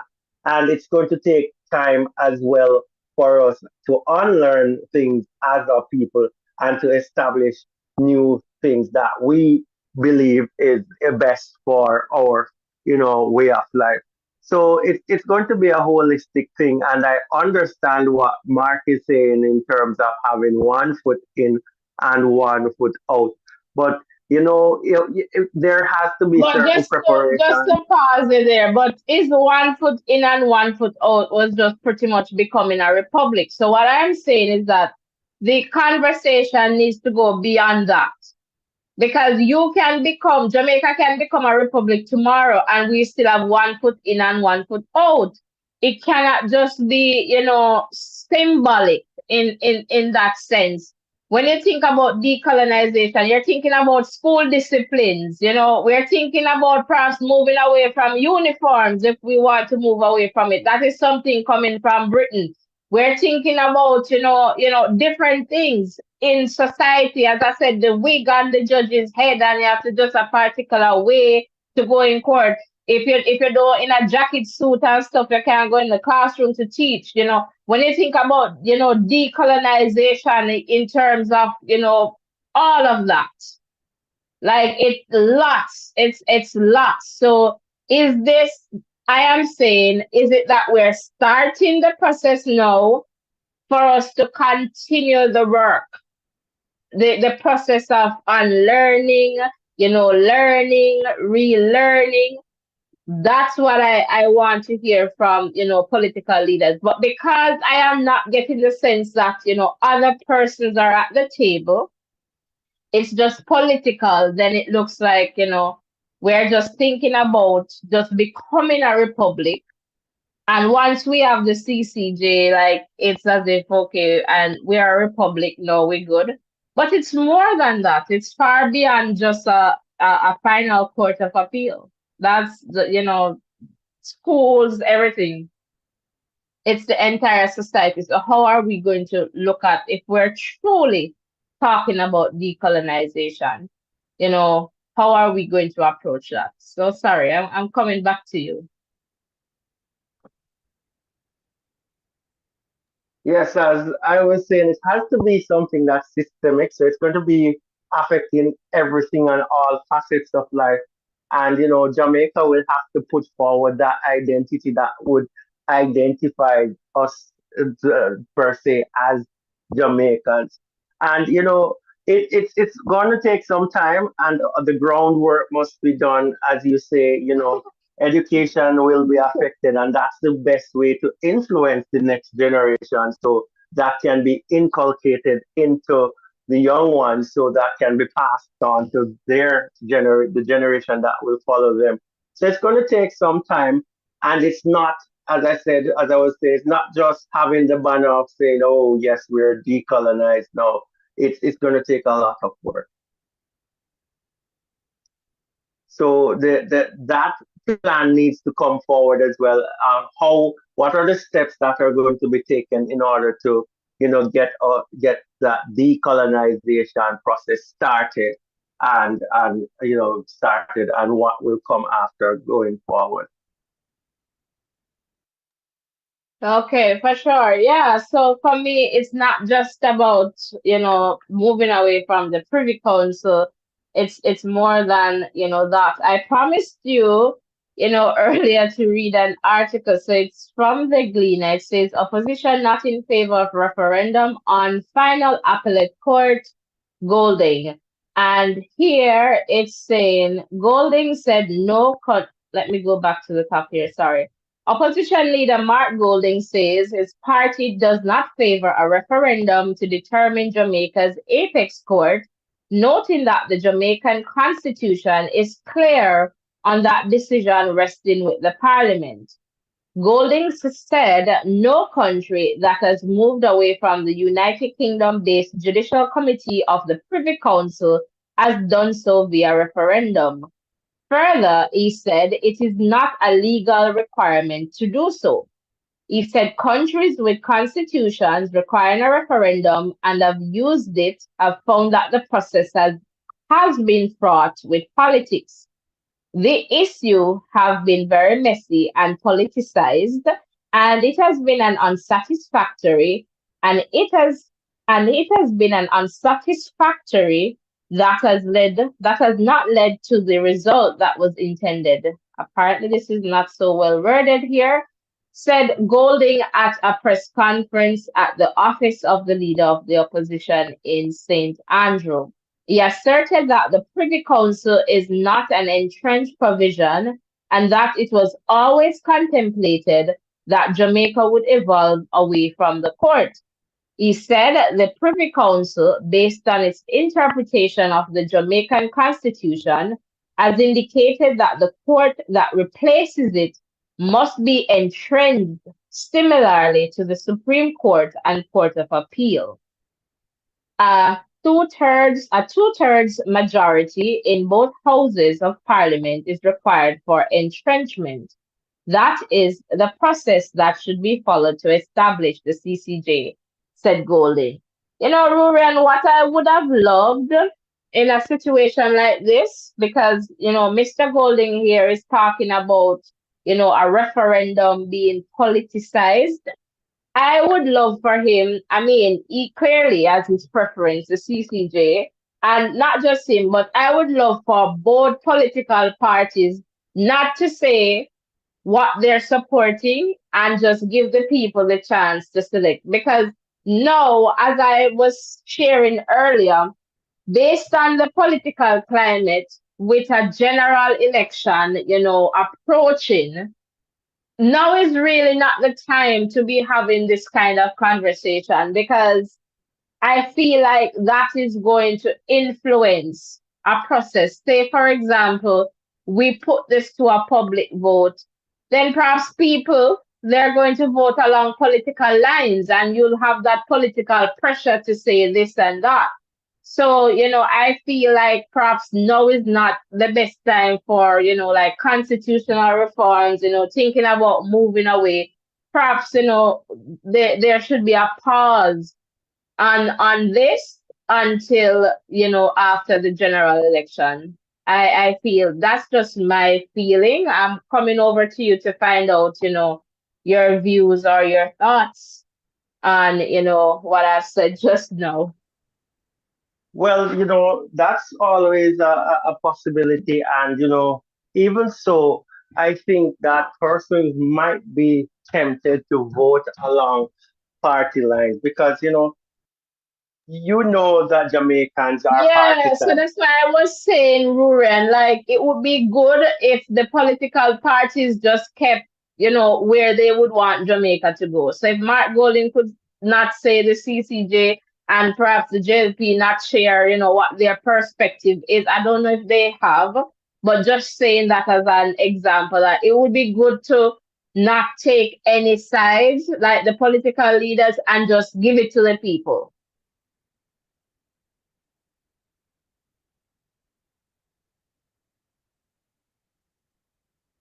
I understand what you're saying, Natasha, and I agree with you. But based on the statement that was put forward by Mark Golden already, it alludes to where his interest is, and that's going to be influential in that sense. Because even though he didn't come out explicitly and say, well, we know where based on the utterances, which one of the courts he's going to support.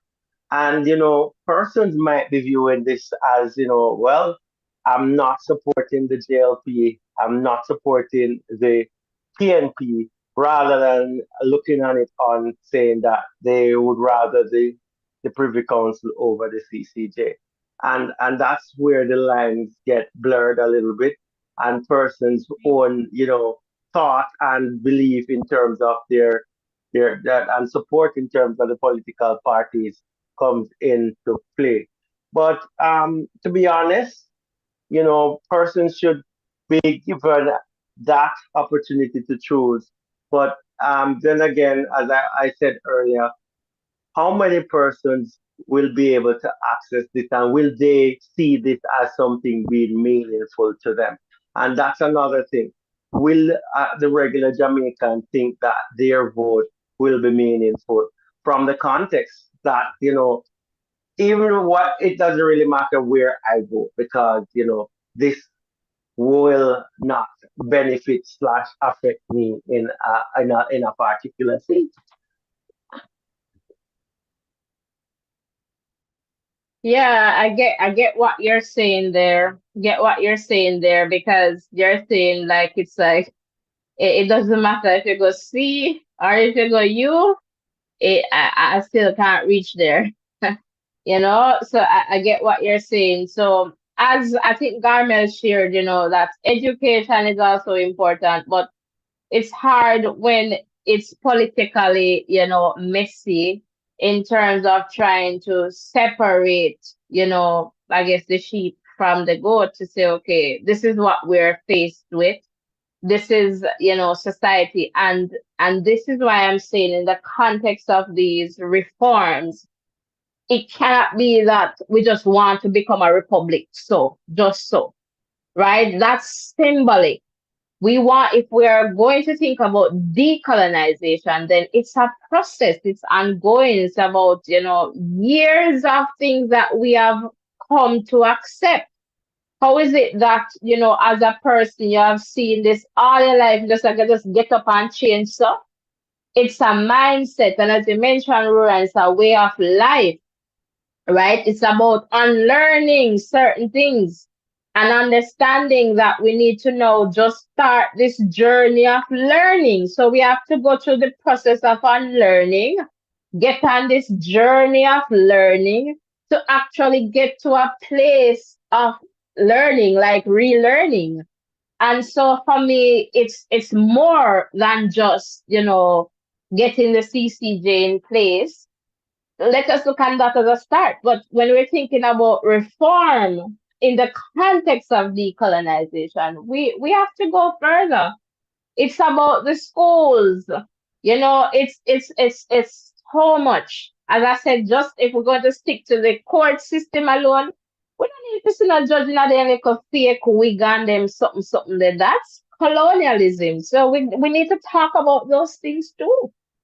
So, it's so much. It is so much. So a quick look at the poll. Jamaica's final court of appeal should be, so UK Privy Council 47%, and the Caribbean Court of Justice 53%. And I'm looking here in the chat. Garmel is saying, Natalie, you should be on the Constitution Committee. Guys, I don't think they want me. This is not just a few people from PNP and JLP. We need people from all sectors. Definitely. Definitely. Because, and that is why I'm saying, Garmel, if we're really talking about decolonization in its truest sense, realest form, then we have to go. There's so much things to do and consider. We can't use a band-aid to say we're a republican, we're decolonized. No, no, no, no. We need to move from that and understand what it is that we want to see in this context of decolonization. There's so much work that needs to be done. And I am a person for research, and so in that context, Jamaica, they need to do some research, and perhaps there's research at the University of West Indies, but some more in terms of, especially different stages. So you think about decolonization, like, okay, we can start here. So, phase 2 of the process, what it looks like, or what do we want to see, where we're going to go. Because it's a lot. It's a lot. So, one government, one little constitutional reform committee, and some, that can cause us to become decolonized. We need more. We need far more than that. It's a process, and it has a lot to it. If it is that we're really, really, wanting to decolonize, and we're not just here to play, politics in the name of decolonization. Lots of work to be done in that regard. And Not I actually. always, for sure, come on in, Ruren. Sorry, I'm butting in right now. Sorry to No hopefully I worries. don't No, disturb I your do thoughts that to too you much. sometimes, so no worries. All right.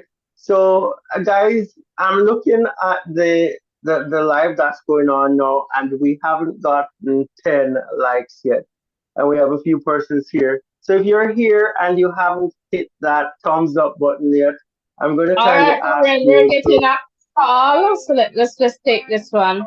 All right, no worries. All right, great. Hello, Garmel. All right, good night. I finally made it. Thanks for calling. How are you? I am good. Just a little concern here with respect to the Privy Council and the CCJ. There's a lot of people that has been voting, and I am quite sure that maybe some are hearing about the CCJ just recently. Right. Yeah. So I don't think they really they need to be educated as to what the CCJ is and the makeup of the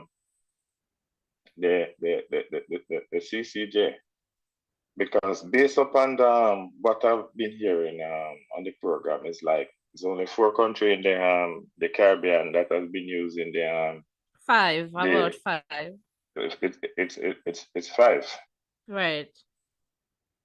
And I heard that there was one case from Jamaica with it was Mary.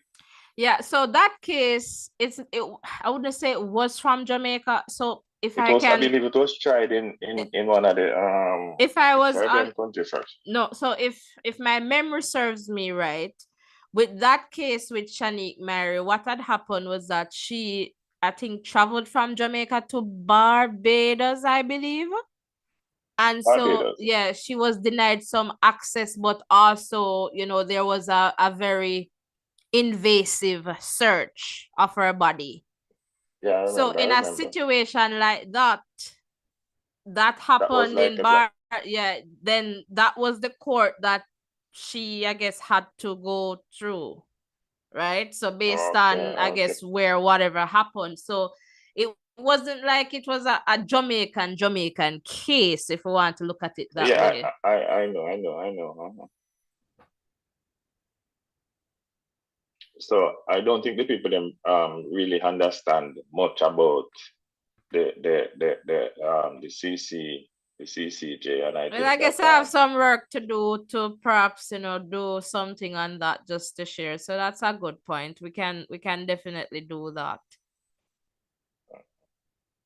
And where I guess they're changing the constitution in order for Jamaica to become a republic.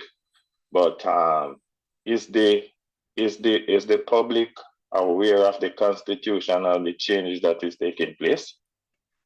Garmel, I cannot say in terms of consultation and how that was done, because to me, and I could be wrong, it seems as if it was just like a political committee, like from the government, and I guess few persons from, I don't even know how many persons are there from the opposition, in terms of things, in terms of the reforms. And I guess things were going well for both sides until recently. And so not too sure, because what I am understanding is that the opposition, they're pretty much saying no, is that if the CCJ is not the final court, they're not going to support the reforms. And so, yeah, so to me, but when I hear the word decolonization, like in this conversation, then I'm saying, okay, if we're thinking about decolonization, this needs to be something bigger. It's not just about just becoming a republic that is going to be symbolic. We need to change lots of stuff in terms of, as you say, the education component is definitely important. Understanding the word decolonization and what it means. Yeah, I was listening to you, and that's why I put a comment in the chat that you should be a part of the committee. Thank you for speaking it into being. Because honestly, you're giving the people more information than the people on the committee or the politicians. I give it. Thank you. I'm very humbled. No, honestly. And then the thing is, they're talking about republic. Jamaica become a republic. Does the mass of the people in Jamaica know what they are really talking about? That's a good question. That's a good question. They need to be transparent. They can just sit behind a closed door and just try to make some decision for the country, and the mass of the people in the country don't even know what they are doing. Yeah, what a republic. I don't know if they understand. So in terms They of don't even the understand. setup that we're going to have like a president and so like the governor general role is not going to have the governor general anymore. So I guess that role is going to perhaps come like a president. I don't know if they understand, and for sure again Because they're not giving the people the information. yeah. They're just doing what they feel like or what they think is best for them and not really the country. Yeah, I get it. Because if they have the interest of the country at heart, they would divulge the information that the citizens of a country need. Because a lot of them don't even know what they're talking about. That is true. That is so true. And I perhaps, and that is something that we are going to perhaps need to talk about. So when Mark Bolin come out and oppose because of the CCJ and whatever, that is the issue that he should have raised. I get you. Mm-hmm. And I guess that is where too, like I have a little hiccup. Like I'm saying, you have a good point, but it's kind of lost in the for me in the sense where he wants to keep it just solely in the parliament. I feel like we need to go to the people, let the people understand what is happening, get a sense from the people what they want. And I feel like in all my core and my body, if you go to the ordinary man and you say, do you want to move away from the king and the king, they're going to perhaps say yes, because they don't see any benefit. But it is just for them to understand that, it's a process. And, while we're going to do this, we need to look at society using a different lens as well. We can't be looking through that colonial lens. So my thing is, if we're going to say we're just going to be a republic, and then you're going to the court, I keep on using the court example, and you see these judges in wigs and all of them something there. Like, come on. We're still into this colonial kind of thing, because that's where all this, that kind of thing is coming. You need to look a particular way, to do that. I've been to countries where teachers wear a jeans pants and shirt, whatever they feel comfortable with, go to school and teach, and the kids learn and they go back to them yard. Not saying that anything is wrong with, how people dress, but when you think about Jamaica, very odd place, you expect teachers in a stocking and this and that. Those things are a colonial mindset. Oh God, they need to change. They need to change. They are a way. Honestly, the system. They need changes. Yeah, for sure. And there is so much that we can talk about and look at in this context.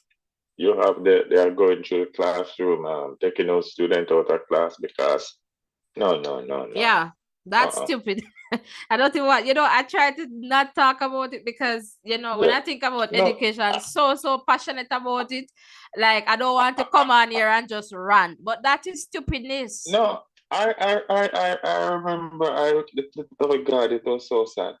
The thing is, you have some student who can't even afford to buy a socks, and then you have they're coming around taking out the class because you don't have a socks. Yeah, and that's what I'm telling. Like, even with uniforms, I was on a I went on one of those meetings some time ago, perhaps was it in COVID?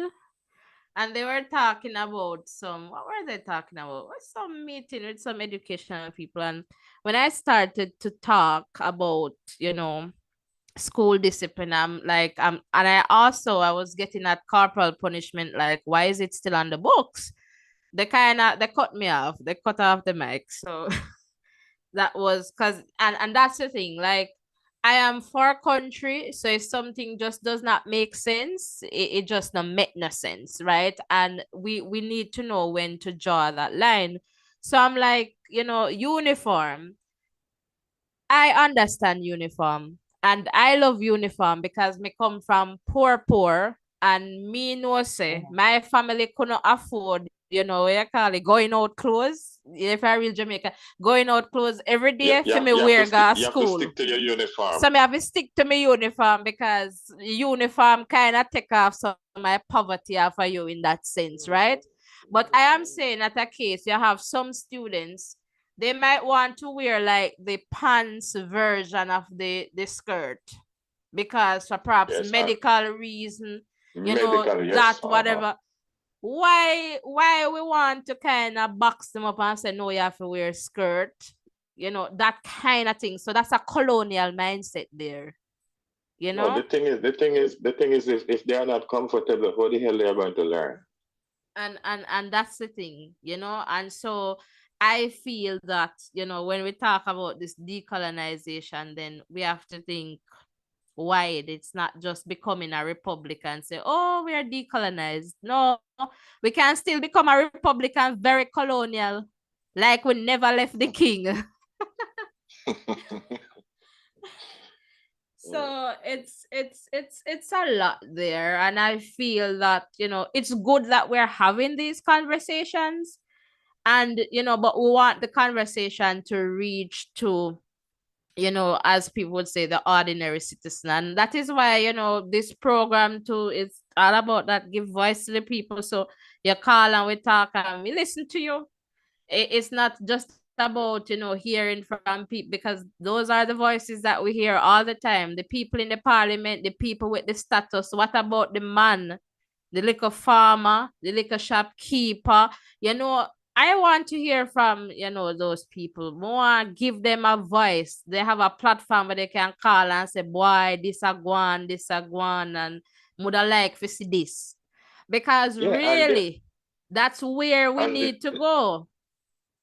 yeah, yes, and they actually need to know the reason why, the reason for the changes, and why, the reason why they are making this change, so that the people can really understand. We Absolutely. can because as it this is just like a JLP thing right now,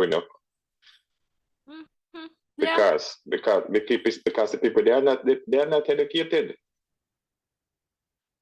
Yeah, They are that's true. not informed. They are not informed. They are not informed. Let I use a different word.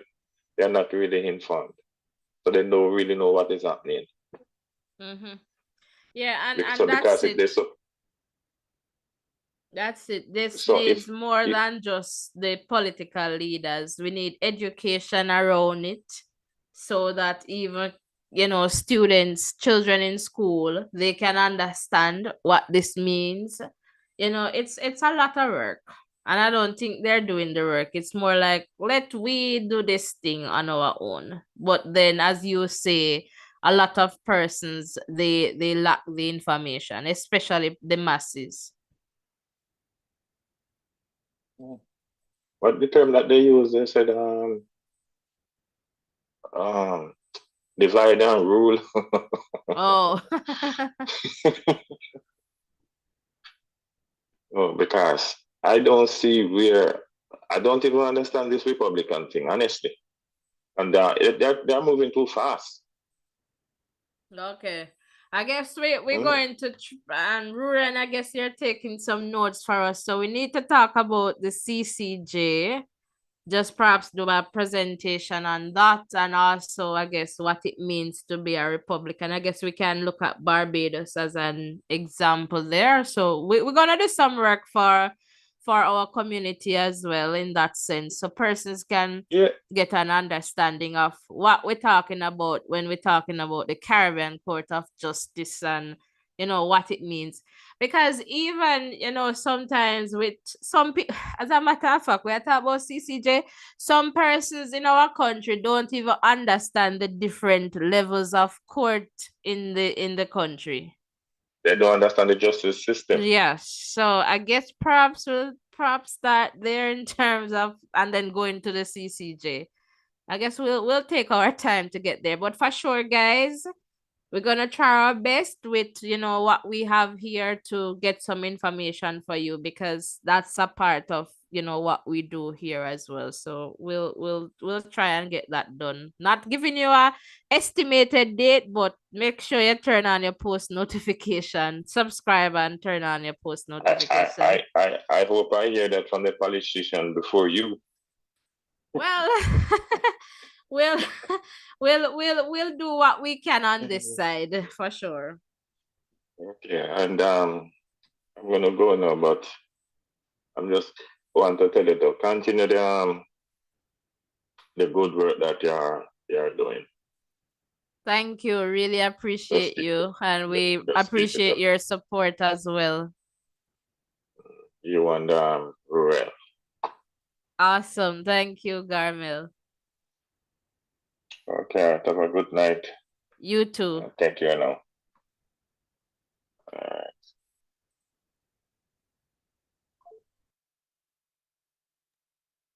All right, so Garmel there. Wonderful. Ruren, I'm coming over to you before we kind of wrap up this one. So, Ruren, coming over to you, I suspect that, you'll have something to share here. So I'm just going to come over to you. I'm here and really appreciate Garmel's call. You know, he made some good points there, and just to provide more information in this regard will be really and truly helpful. So, that's well said, and I'm happy that you're willing to do that, just so that persons can have a better understanding of the system that we have working for us in Jamaica. But good discussion, naturally. Good. Really, some good calls came in. Persons shared, their views, and we have a better understanding of what is going forward, and that's pretty much what's happening now. So I'm going to pass back over to you. Thank you so much for guiding us through this one, and to everyone who is out there who has supported. Before I give it back to you, though, Natasha Lee, I'm going to go back on my quest. We only have 9 likes. So if you're here and you did not like that video, this live yet, please give us a like. We'd appreciate if we could get up to double figures today. So one person, if you haven't liked, just close the chat for a moment, hit that thumbs up button, and if you haven't subscribed yet, hit that subscription button as well. Turn on your post notification so you know when we're back on to discuss something like this. So back over to you, Natasha. All right, wonderful, Ruriel, and thank you as always for co-hosting with me and dropping some gems. Really appreciate your support because it can be lonely on this side sometimes. So really appreciate you, and to all the callers and the persons who shared in the chat. Thank you so much for sharing and for being here with us. And most importantly, thank you for, keeping our space a safe one where, you can share, where we can all share and learn from each other. Really appreciate that. So in the context of the poll, I'm just going to do one final check here. So in this context, Jamaica's final court of appeal should be the UK Privy Council 47% and the Caribbean Court of Justice 53%. So thanks to all the persons who voted in the poll. All right, so if you're just joining us, we pretty much had a conversation about, whether or not Jamaicans, you would like to vote in a referendum regarding, staying with the UK Privy Council or, moving toward the CCJ. So in the context of this conversation, we had a poll, and pretty much the poll is saying that, we should move toward the CCJ. But I also get a sense from our conversation that, people should be informed as to what is really happening What does it mean to be a republic? What is the Caribbean Court of Justice? What is it about? And so, we're going to try our best to follow up on those topics just to share in terms of, educating or sharing with our informing, our community members about, those aspects as best as we can. All right. And so, always happy to share that information with you. So this conversation came about, I guess, just from the Honorable Opposition Leader Mark Golding's statement in the context of not being in favor of a referendum. We also talked about, decolonization, and if it is, and that was brought up from, Mark Golding's statement, and I'm going to play that before we sign out. So play that and then go to some music. And so in that context, I was talking about decolonization. So if it is that we want, and you see their full decolonization now, it's more than just becoming a republic. So we need to think about that in terms of a number of aspects. And so we want to be careful not, allowing decolonization to be symbolic of a republic. And so in that context, I guess we can, further this conversation in another live for sure. So guys, please remember to hit the like button, the share button, and the subscription button. It is definitely important for us to continue to grow stronger together. And, I always like to leave you with something, please remember to exercise self-care, take care of you, do something that, you can perhaps relax. So whether that might be watching something, listening to something, just spending some quiet time, by yourself, but something that allows you to be present in the moment. And so that is, definitely important. So continue to ensure that, you're taking care of yourself. All right, blessings and love, everyone. I'm just going to go to this clip, then I'll go to some music and then sign out. So thank you so much. Really appreciate you being here with us this evening, and we'll see you in the next live. We're not in favor of a phased approach to decolonization. We're not in favor of having 1 foot in and 1 foot out of the King's Yard. We must either be in or out. Can't be neither fish nor fowl. Time come to deal with this matter once and for all. Generations are going to have to live with this. Jamaican people should have access to justice now to their final court. It's been denied them from slavery to now. Very few cases go to the Privy Council from Jamaica each year. A small fraction of appeals that are adjudicated by the Court of Appeal here end up at the Privy Council for the benefit of the learning of the final court. I'm prepared to wait. I want generations to come to have a good constitution. I want generations to come to have access to their final court. Shanique Myrie got justice because of her access to the CCJ. She wasn't a rich person. She couldn't afford to take a case to London. But she got justice. The court came here and heard her case, and Barbados had to pay her damages for having wrongfully excluded her from Barbados. And that is the kind of benefit I want the Jamaican people to have, not just on treaty issues around CARICOM access, but on all issues to do with constitutional rights, commercial disputes, and criminal appeals. Time come for that.